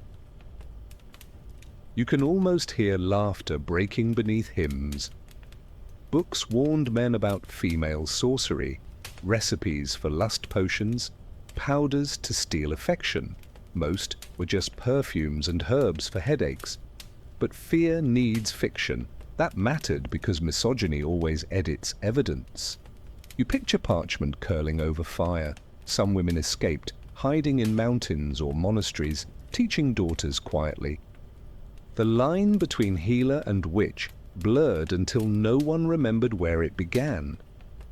That mattered because history forgets what doesn't serve guilt. You hear whispers carried by wind, soft as secrets. By the late Middle Ages, the fires slowed, not from mercy but exhaustion. Too many had burned, too little had changed. Men took their notes, renamed their work alchemy. That mattered because theft feels better than apology. You imagine them polishing stolen words with pride. Centuries later, the same herbs those women used became medicine again, packaged, priced, and praised. No one remembered their names, but their knowledge endured anyway. That mattered because truth waits longer than injustice. You smell lavender, now bottled for comfort, once burned for proof. And as the forest grows over forgotten graves, the night hums with the sound of wind through leaves, soft, steady, almost like women whispering recipes to the moon.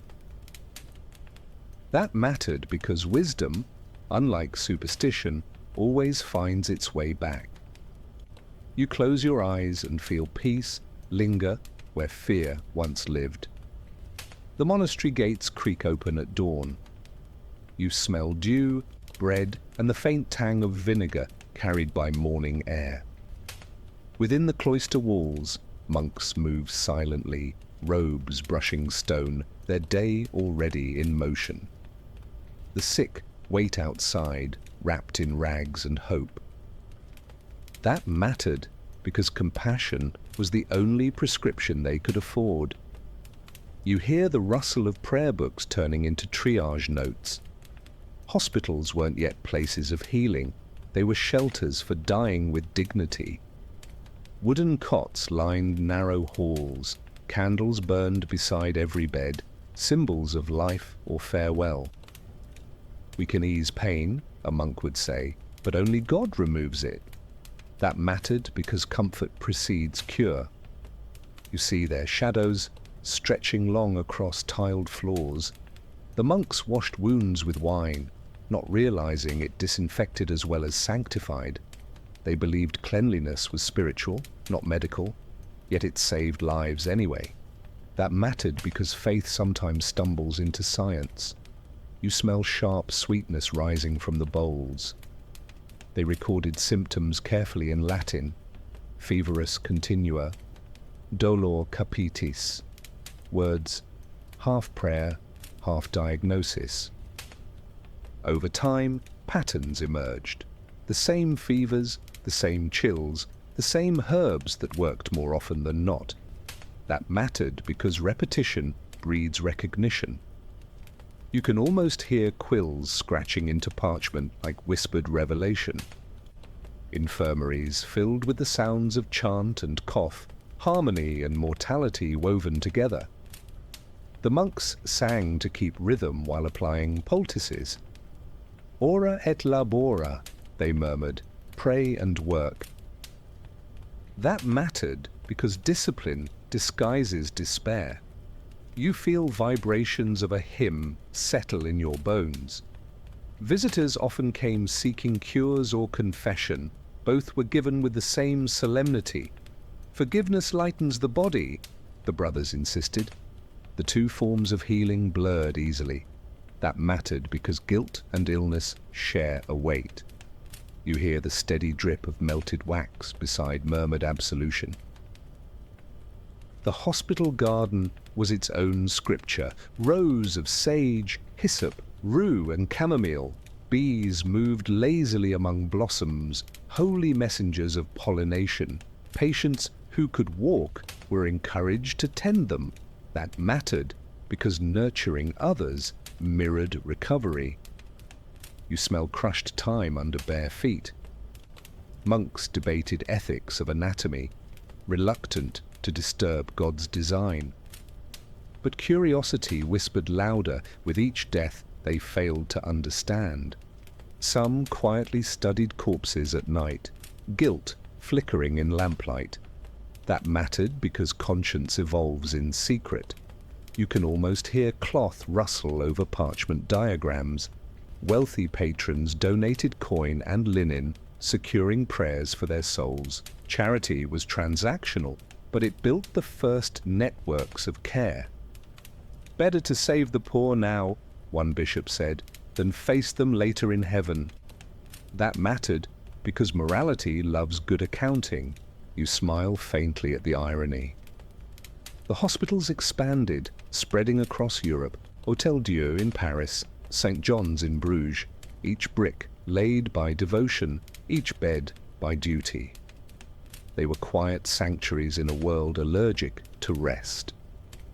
That mattered because stillness heals faster than medicine. You feel the hush seep into your mind. At night, the corridors glowed with candlelight and breathing. The monks walked slowly, checking pulses, adjusting blankets, praying in whispers softer than dreams. That mattered because repetition is the purest form of care. You hear the steady rhythm of sandals on stone. And as dawn returned, the bells rang not for death, but for continuation, a reminder that even if medicine failed, mercy hadn't. That mattered because kindness survives where knowledge hesitates. You exhale, tasting hope like warm air after prayer. The alchemist's chamber glows like a secret. Bottles gleam amber in firelight, shadows swirl on the walls, and the air smells of sulfur and honey. You can almost hear the crackle of coal under iron cauldrons. Each spark feels intentional, as if the universe itself were participating. That mattered because curiosity often feels like worship. You sense heat brush your face. Alchemy promised everything: gold from lead, life from death, divinity from dust. Its language blended chemistry, poetry, and prayer. Scholars sought not riches, but permanence, some trace of eternity hidden in metal. That mattered because mortality invents ambition. You imagine molten light dripping like candle tears. Astrology guided the process. Planets ruled elements. Moonlight dictated mixtures. Saturn for lead, Sun for gold, Venus for copper. The heavens move the heart, they said, and the heart moves the hand. That mattered because pattern comforts chaos. You see charts drawn in ink and reverence. They spoke of the philosopher's stone, a mythical substance that purified both matter and soul. Some called it metaphor, others recipe. All believed finding it would reconcile heaven and earth. That mattered because meaning, not proof, sustains obsession. You smell burnt sage lingering in the heat. Apprentices coughed in smoky rooms, stirring potions that shimmered green and silver. Their masters promised revelation with every failed batch. Patience, they said, the divine hides in delay. That mattered because faith and science both require endurance. You hear bubbling glass singing softly. Kings funded their work, desperate for eternal youth. Gold was the pretext? Immortality, the true motive. Some alchemists became rich, others disappeared quietly, victims of explosions or disappointment. That mattered because pursuit consumes faster than fire. You see soot streaking a scholar's cheek like penance. Between experiments, they wrote treatises filled with symbols, serpents biting tails, suns within triangles, hands holding flames, decoding them was a lifetime's work. That mattered because obscurity feels profound. You can almost see pages glowing faintly under candlelight. Some believed the stone could cure all disease, panacea universalis. They mixed mercury and sulfur, unaware they were inhaling death in pursuit of immortality. Their eyes yellowed, hands trembled, faith remained. That mattered because devotion outlasts common sense. You taste metallic air and persistence. Astrology mapped personality as much as illness. A man ruled by Mars must bleed, they declared. Love, disease, war, all written in stars. It offered comfort, if not accuracy. That mattered because destiny relieves responsibility. You imagine constellations mirrored in polished brass. A few thinkers broke from mysticism, noticing patterns in reaction, color, and heat. Observation before interpretation, one wrote quietly. That sentence would later ignite chemistry itself. That mattered because progress whispers before it shouts. You hear glass clink in realization. By the 15th century, alchemy's glow dimmed, replaced by experiment's cold precision. Yet its dream persisted, the desire to turn suffering into wisdom, mortality into art. That mattered because philosophy needs its poets. You feel warmth fade into contemplation. And still today, every scientist carries a trace of that old hope. That somewhere in the smallest spark lies eternity waiting to be found.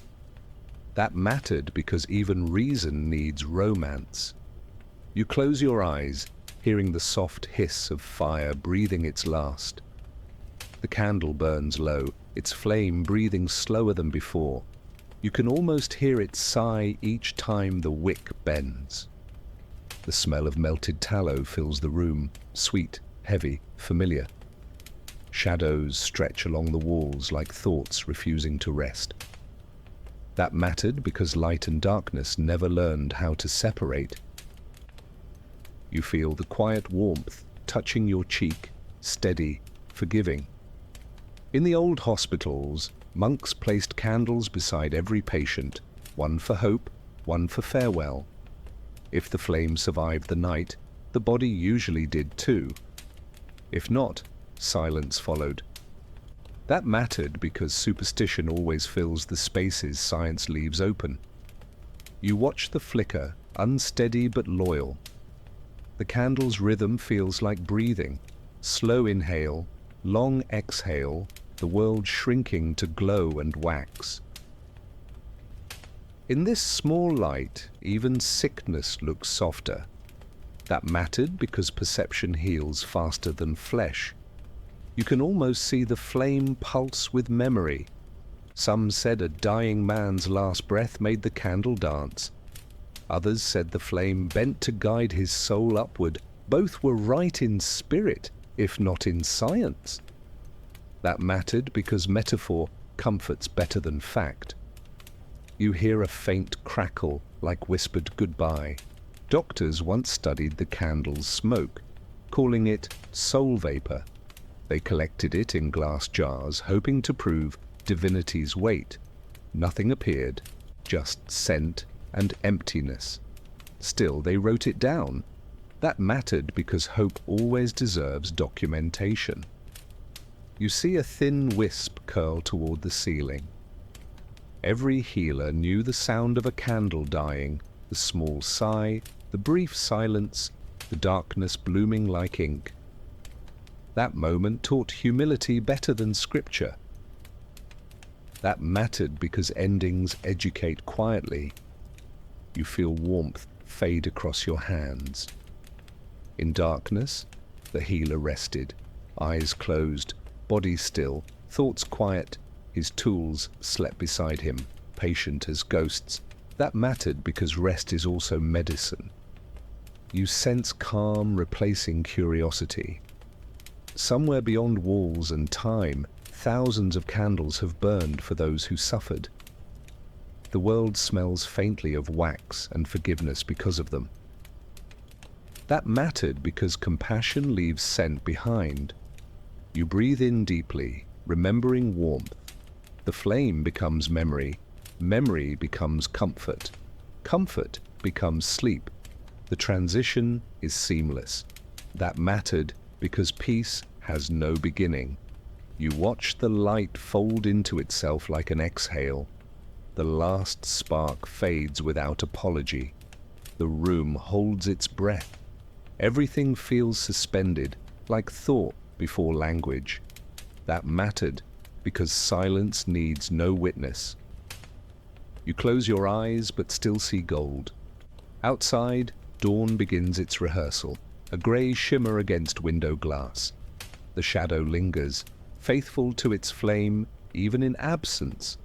That mattered because devotion doesn't require light. You feel the air settle, slow and sure. And somewhere the candle continues burning, unseen, eternal. The gentle heartbeat of every story that ever tried to heal. That mattered because warmth, once shared, never disappears. You fall asleep to its glow, you wake in half light, the air feels tender, almost reverent. For centuries, healers read the human body like scripture, each part divine, each wound a parable. You can almost hear pages turning in the quiet. That mattered because interpretation always precedes understanding. You feel your pulse, steady as recitation. The head, they said, was the cathedral, home of reason, crowned by heaven. The heart, the altar, where fire of soul burned. The stomach, a humble monk converting matter into energy.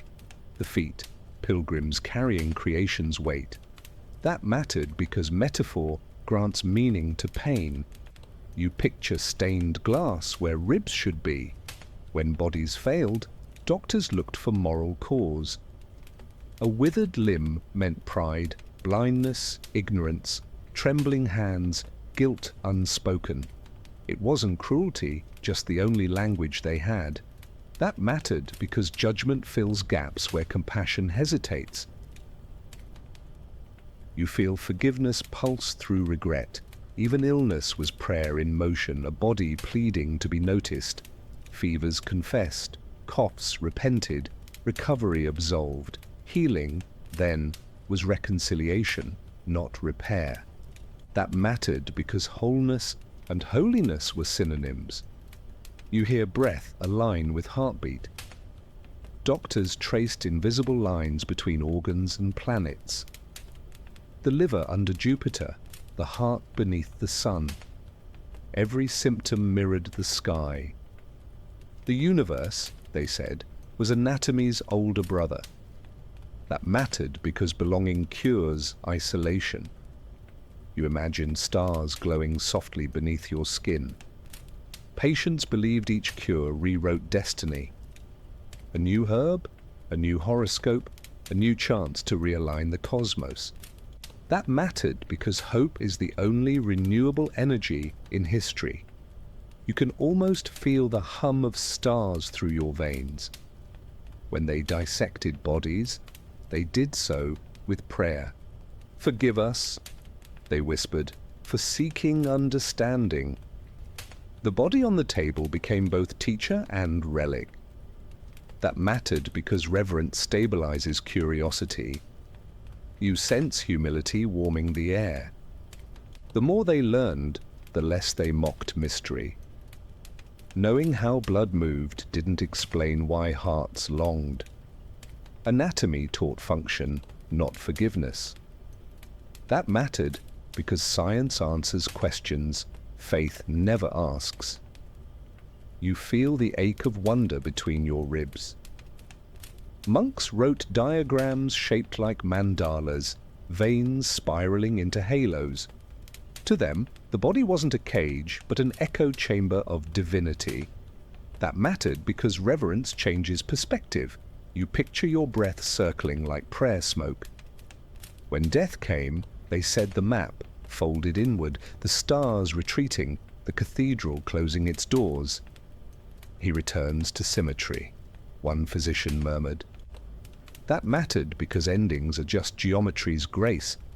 You feel your heartbeat slow, deliberate.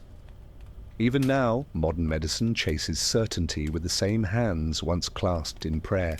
Needles, scanners, formulas, all guided by ancient awe. That mattered because progress inherits faith's rhythm. You sense time looping softly. And as you drift, you realize the body's true miracle isn't its endurance, but its ability to rest, to release, to trust gravity, to surrender. That mattered because healing always begins with stillness. You exhale quietly, wholly. Night falls heavier in the infirmary. The air smells of rain-soaked stone and cooling wax. A monk closes his journal, exhales, and finally lets himself drift into sleep beside the rows of patients. That mattered because rest was the truest form of faith. You can almost hear his slow breathing join the rhythm of the sick. In dreams, healers found advice no book contained. Saints whispered formulas, ancestors corrected measurements, angels described herbs that didn't exist. The mind became laboratory and chapel at once. That mattered because exhaustion invents revelation. You see soft light flicker behind his eyelids. They believed dreams came through the four humours. Too much black bile, nightmares, too much blood, visions of joy. The soul, they said, floated free while the body cooled like bread left to rise. That mattered because detachment was the only anesthesia. You hear faint wind brushing the shutters. Sometimes, healers dreamed of their patients walking through fields of wheat, healthy and laughing. When they awoke to find them gone, they understood. He's healed elsewhere, they whispered. That mattered because mercy learns new definitions in sleep. You feel peace, soften sorrow. Not all dreams were kind. Some woke screaming, hands trembling from images of failed surgeries, crying infants, fires of plague. The monastery learned to treat even nightmares as messages. Write them down, said the abbot. Truth hides in repetition. That mattered because interpretation disguised therapy. You hear quills scratching between prayers. In certain villages, the best healers were those who dreamed true. They diagnosed from visions, seeing fevers before fevers came. Some were right, others lucky, but everyone believed them. That mattered because intuition preceded evidence. You imagine faces lit by faith instead of reason. One legend told of a healer who slept for 3 days straight, waking cured of his own illness and suddenly fluent in herbs. The spirits taught me, he said, smiling faintly. That mattered because sometimes wisdom demands surrender. You smell fresh time, though the room is empty. Doctors, too, studied sleep. They wrote that it cooled the blood and cleared the mind, though secretly they feared dreams. Visions are temptations, warned the church, but temptations taught gentleness. That mattered because comfort hides in defiance.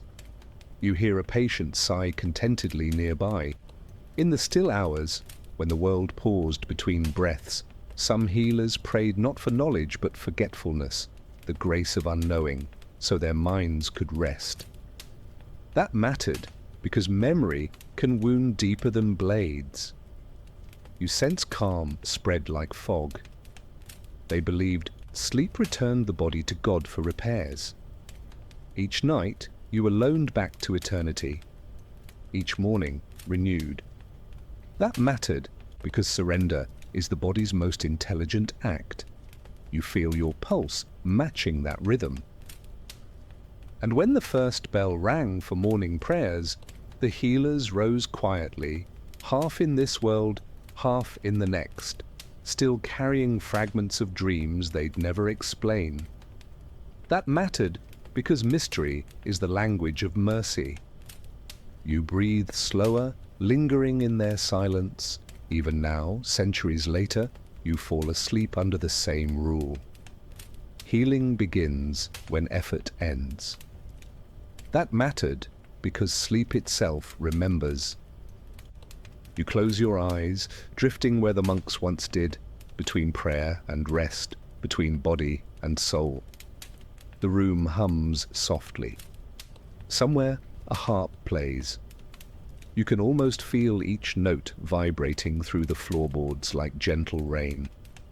Patients breathe in time with melody. Candles flicker in rhythm. That mattered because order heals where chaos harms. You let the sound wash over you. Medieval healers believed music realigned the soul. Harmony restores humors, wrote one monk, certain that God composed the universe in perfect pitch. Illness, then Shwasta, was dissonance. That mattered because metaphor often precedes science. You hear the hum deepen, low and golden. They used psalms as prescriptions, each verse chosen for tone and tempo. The sick sang softly between sips of broth. Some cried mid-hymn, others slept.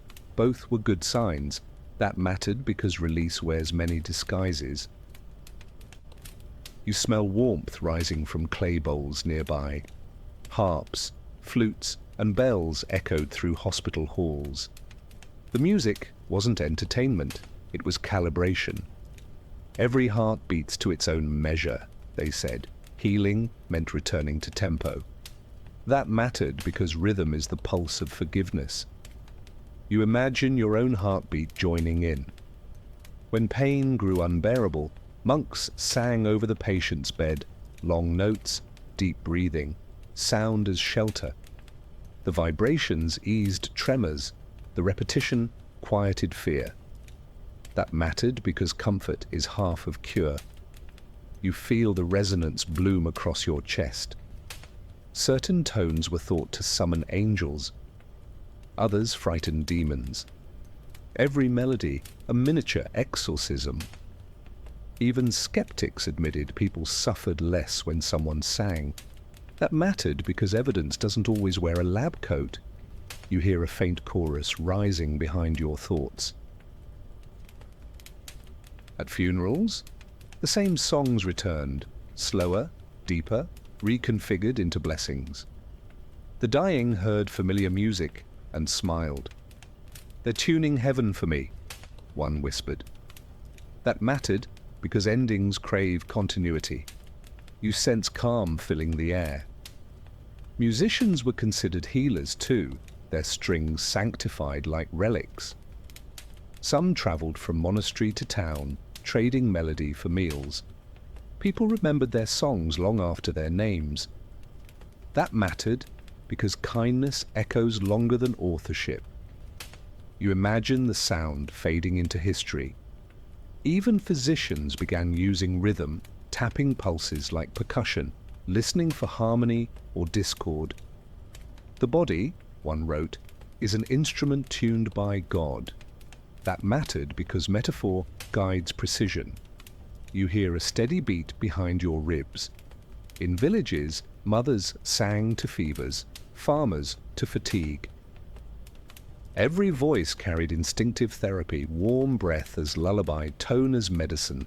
That mattered because care doesn't need vocabulary. You feel your shoulders drop, tension dissolving quietly. When silence returned, it wasn't emptiness. It was rest after cadence, completion after song. That mattered because healing ends in quiet.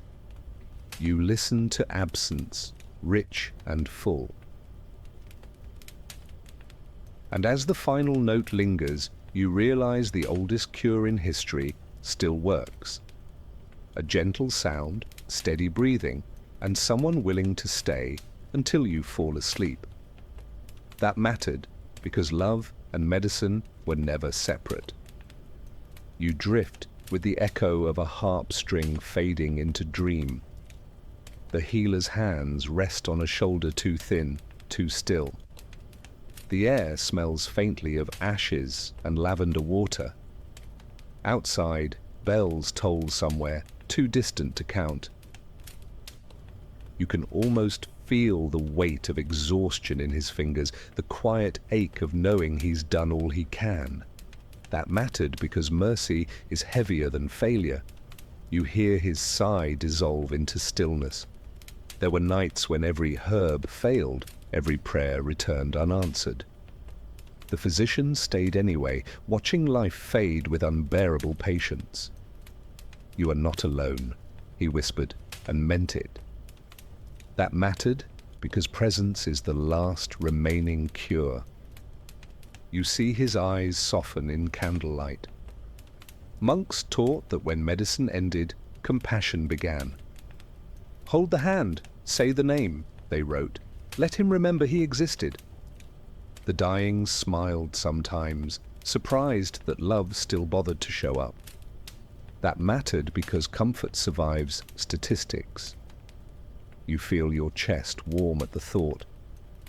Healers feared detachment more than death. Each loss left fingerprints on the soul, invisible bruises no one discussed.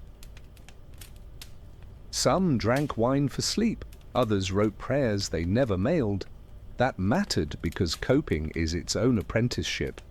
You can almost taste the bitterness in his silence. A dying patient once told his doctor, "You can rest now." The physician laughed, then cried, realizing the mercy had reversed. That mattered because compassion circulates. It always finds its way back. You hear quiet laughter blending with tears. In those moments, medicine became language, soft, steady, non-prescriptive. The doctor adjusted blankets, cooled fevered brows, whispered useless comfort that somehow worked. That mattered because words heal even when they lie. You imagine candlelight reflecting in his eyes like forgiveness. When death came, it wasn't a failure, it was a conversation ending mid-sentence. The healer closed the eyes, straightened the sheet, whispered, "Thank you," instead of "I'm sorry."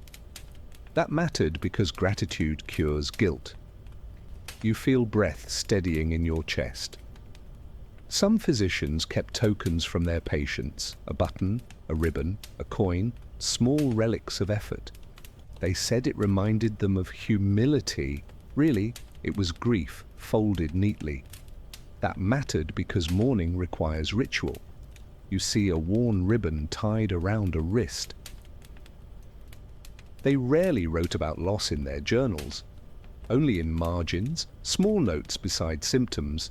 "She smiled today." "He was brave." That mattered because compassion hides in parentheses. You imagine ink drying beside tears. Over time, they learned mercy's paradox. The more you gave, the more you carried, yet none regretted it. "Better burden than emptiness," one wrote. That mattered because love demands residue. You feel a gentle ache bloom under your ribs. When their own illnesses came, these doctors refused treatment. "I've had my share," they said, smiling faintly. And they meant it. That mattered because acceptance, too, is medicine. You hear the faint rattle of tools quietly set aside. And as their final patients left the world, they stayed a moment longer, just to make sure the silence settled comfortably.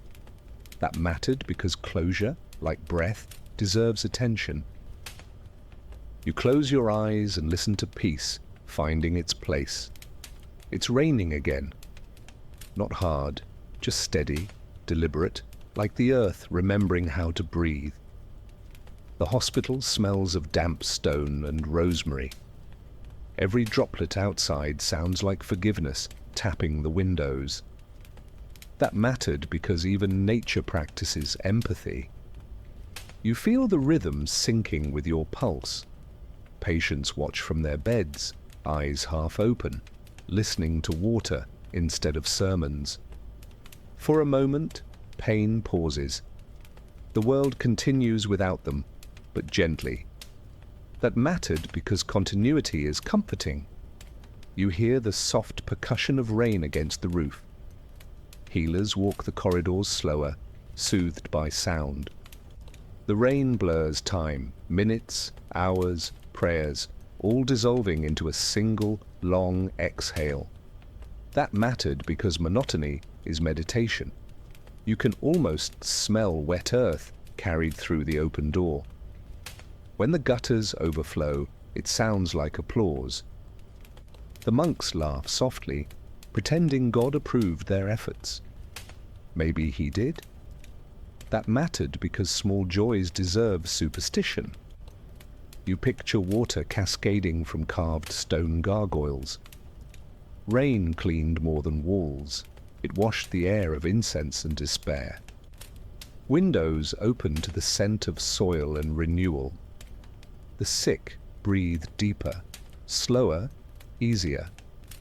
That mattered because oxygen itself feels divine when shared. You imagine lungs filling with gratitude. Some patients swore the rain cured them. "It took my fever," they said, smiling weakly. The monks didn't argue. Belief, after all, costs nothing.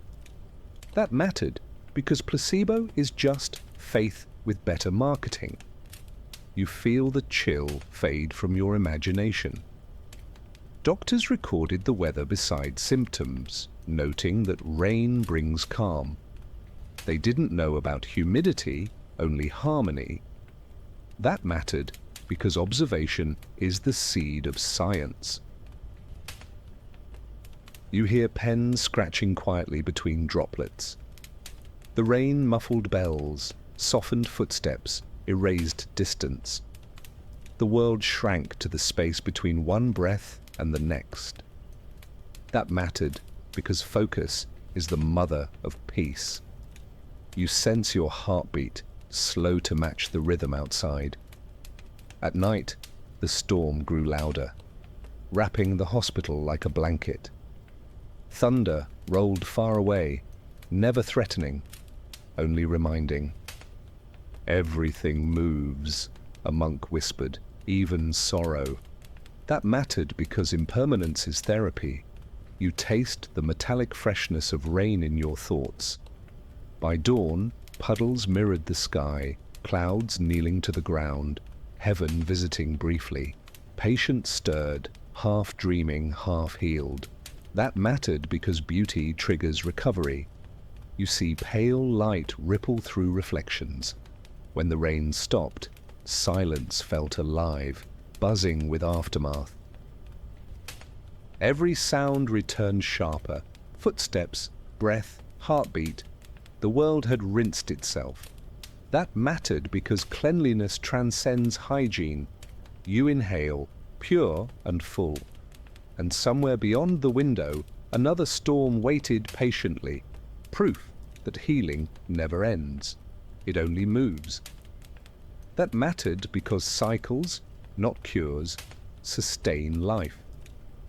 You close your eyes and drift with the rhythm of rainfall returning. The room is dim, but warm. Candles tremble like soft lungs exhaling gold. A healer kneels beside the bed, dipping cloth into water infused with rosemary. His hands move slowly, deliberately, like prayer translated into motion. That mattered because tenderness needs repetition. You feel the rhythm soothe your thoughts. Touch was the first medicine humans ever knew. Before words, before tools, there was warmth. Palm against skin, steady pressure, shared silence. In the Middle Ages, that truth survived every superstition. That mattered because empathy predates education. You can almost feel the pulse beneath his fingertips. Healers washed the dying as they would the newborn, gently, reverently, one final baptism before the unknown. The act wasn't clinical, it was sacred choreography. That mattered because endings crave ceremony. You smell herbs steeping in warm water. Some doctors described light emerging from the body at death. The soul unthreads itself, one wrote, and leaves a shimmer behind. Perhaps it was candlelight, perhaps imagination. Either way, they bowed their heads. That mattered because mystery deserves courtesy. You glimpse faint halos in the dark. Hands of light, so they called the nurses who stayed longest, those who refused to flinch. Their touch eased panic when nothing else could. "Stay," the patients whispered, and they did. That mattered because constancy heals what knowledge can't. You sense warmth radiating through still air. The healers rarely wept.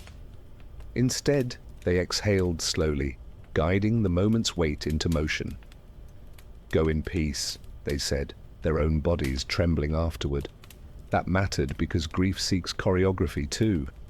You hear fabric rustle as the blanket is drawn higher. Afterward, the candles burned brighter, as if approving. Some swore they saw faces in the light, brief, smiling, fading into wax. It could have been reflection. It could have been mercy. That mattered because perception comforts better than certainty. You feel a calm glow settle within you.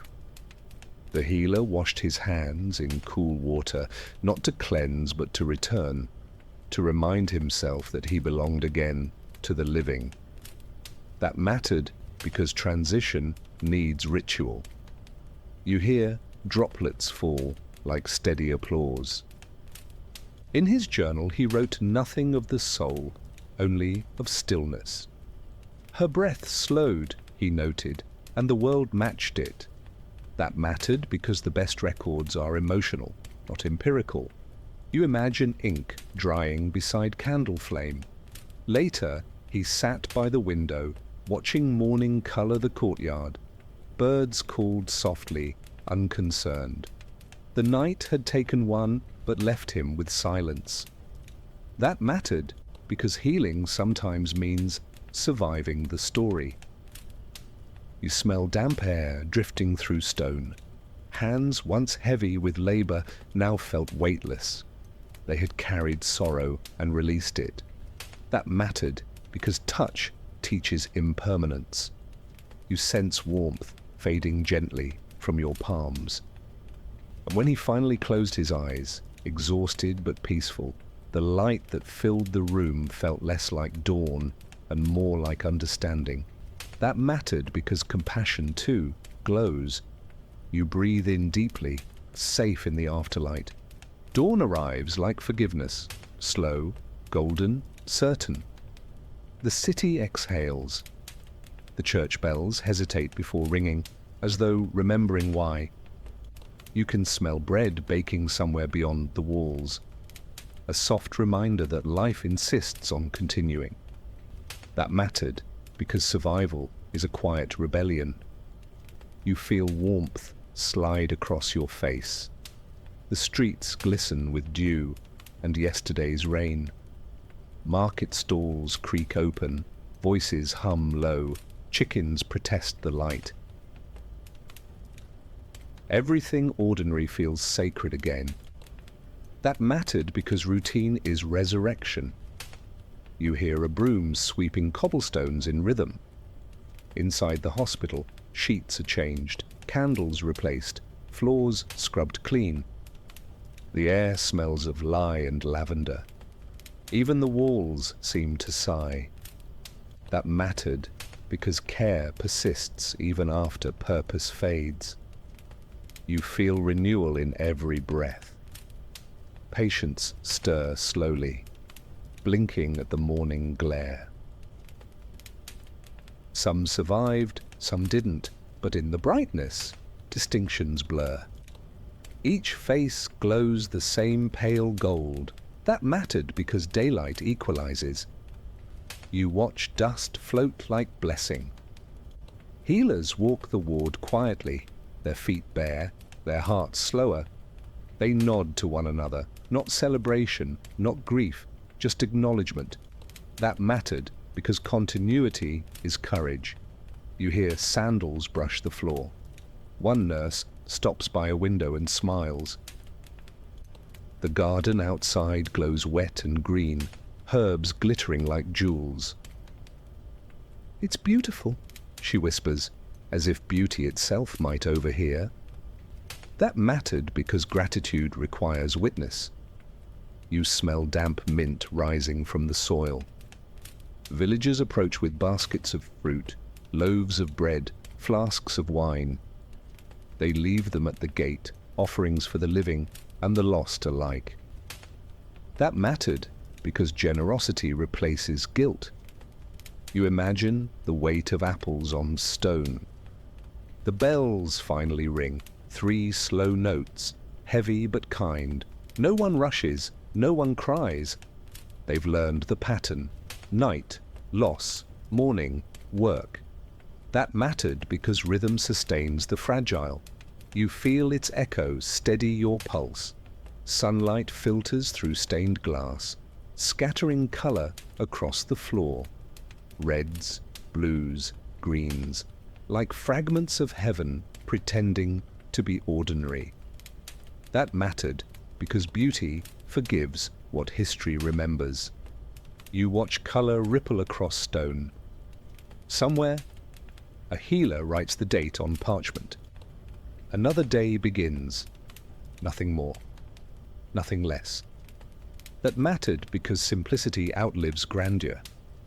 You hear the faint scrape of quill on paper. Beyond the city, fields shimmer under light. Farmers lift their tools, children chase chickens, dogs bark at wind.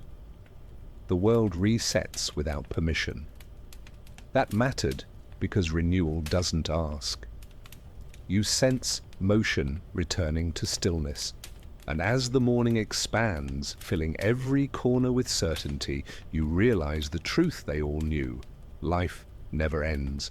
It only changes caretakers. That mattered because continuity itself is the cure.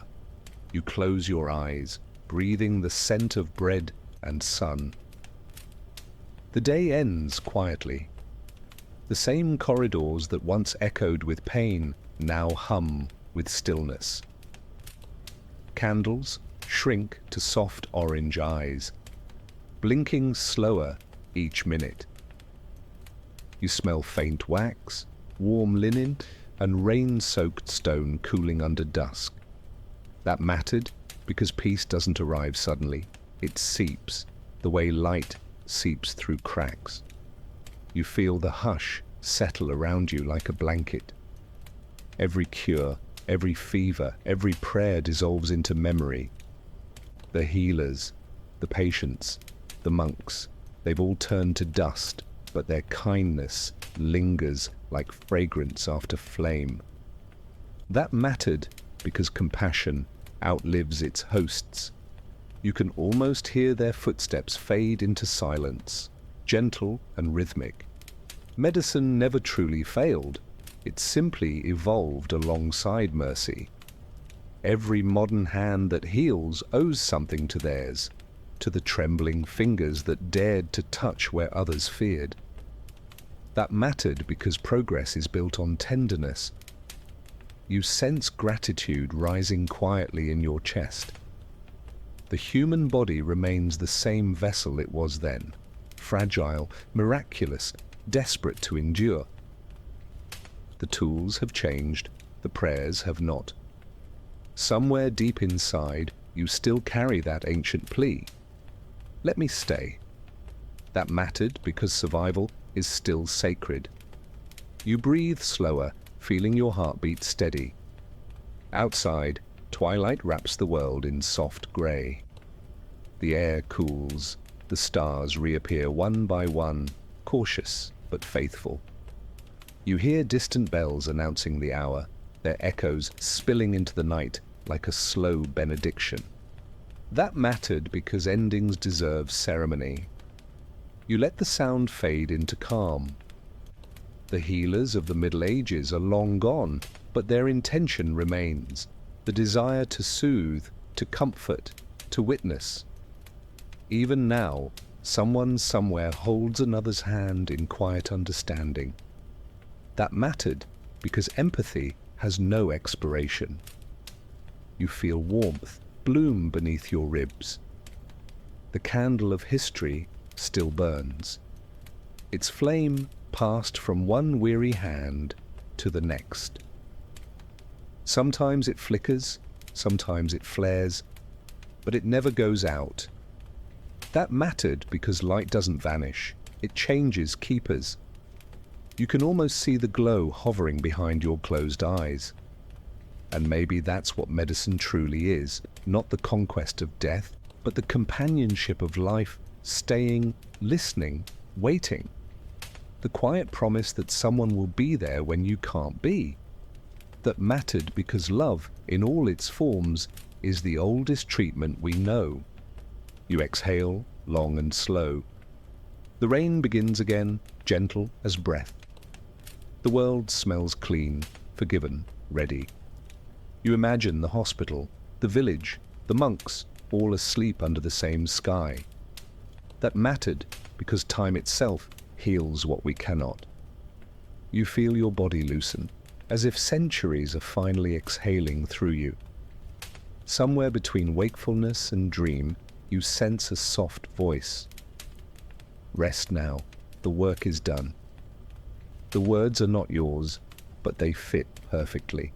That mattered because surrender completes the circle.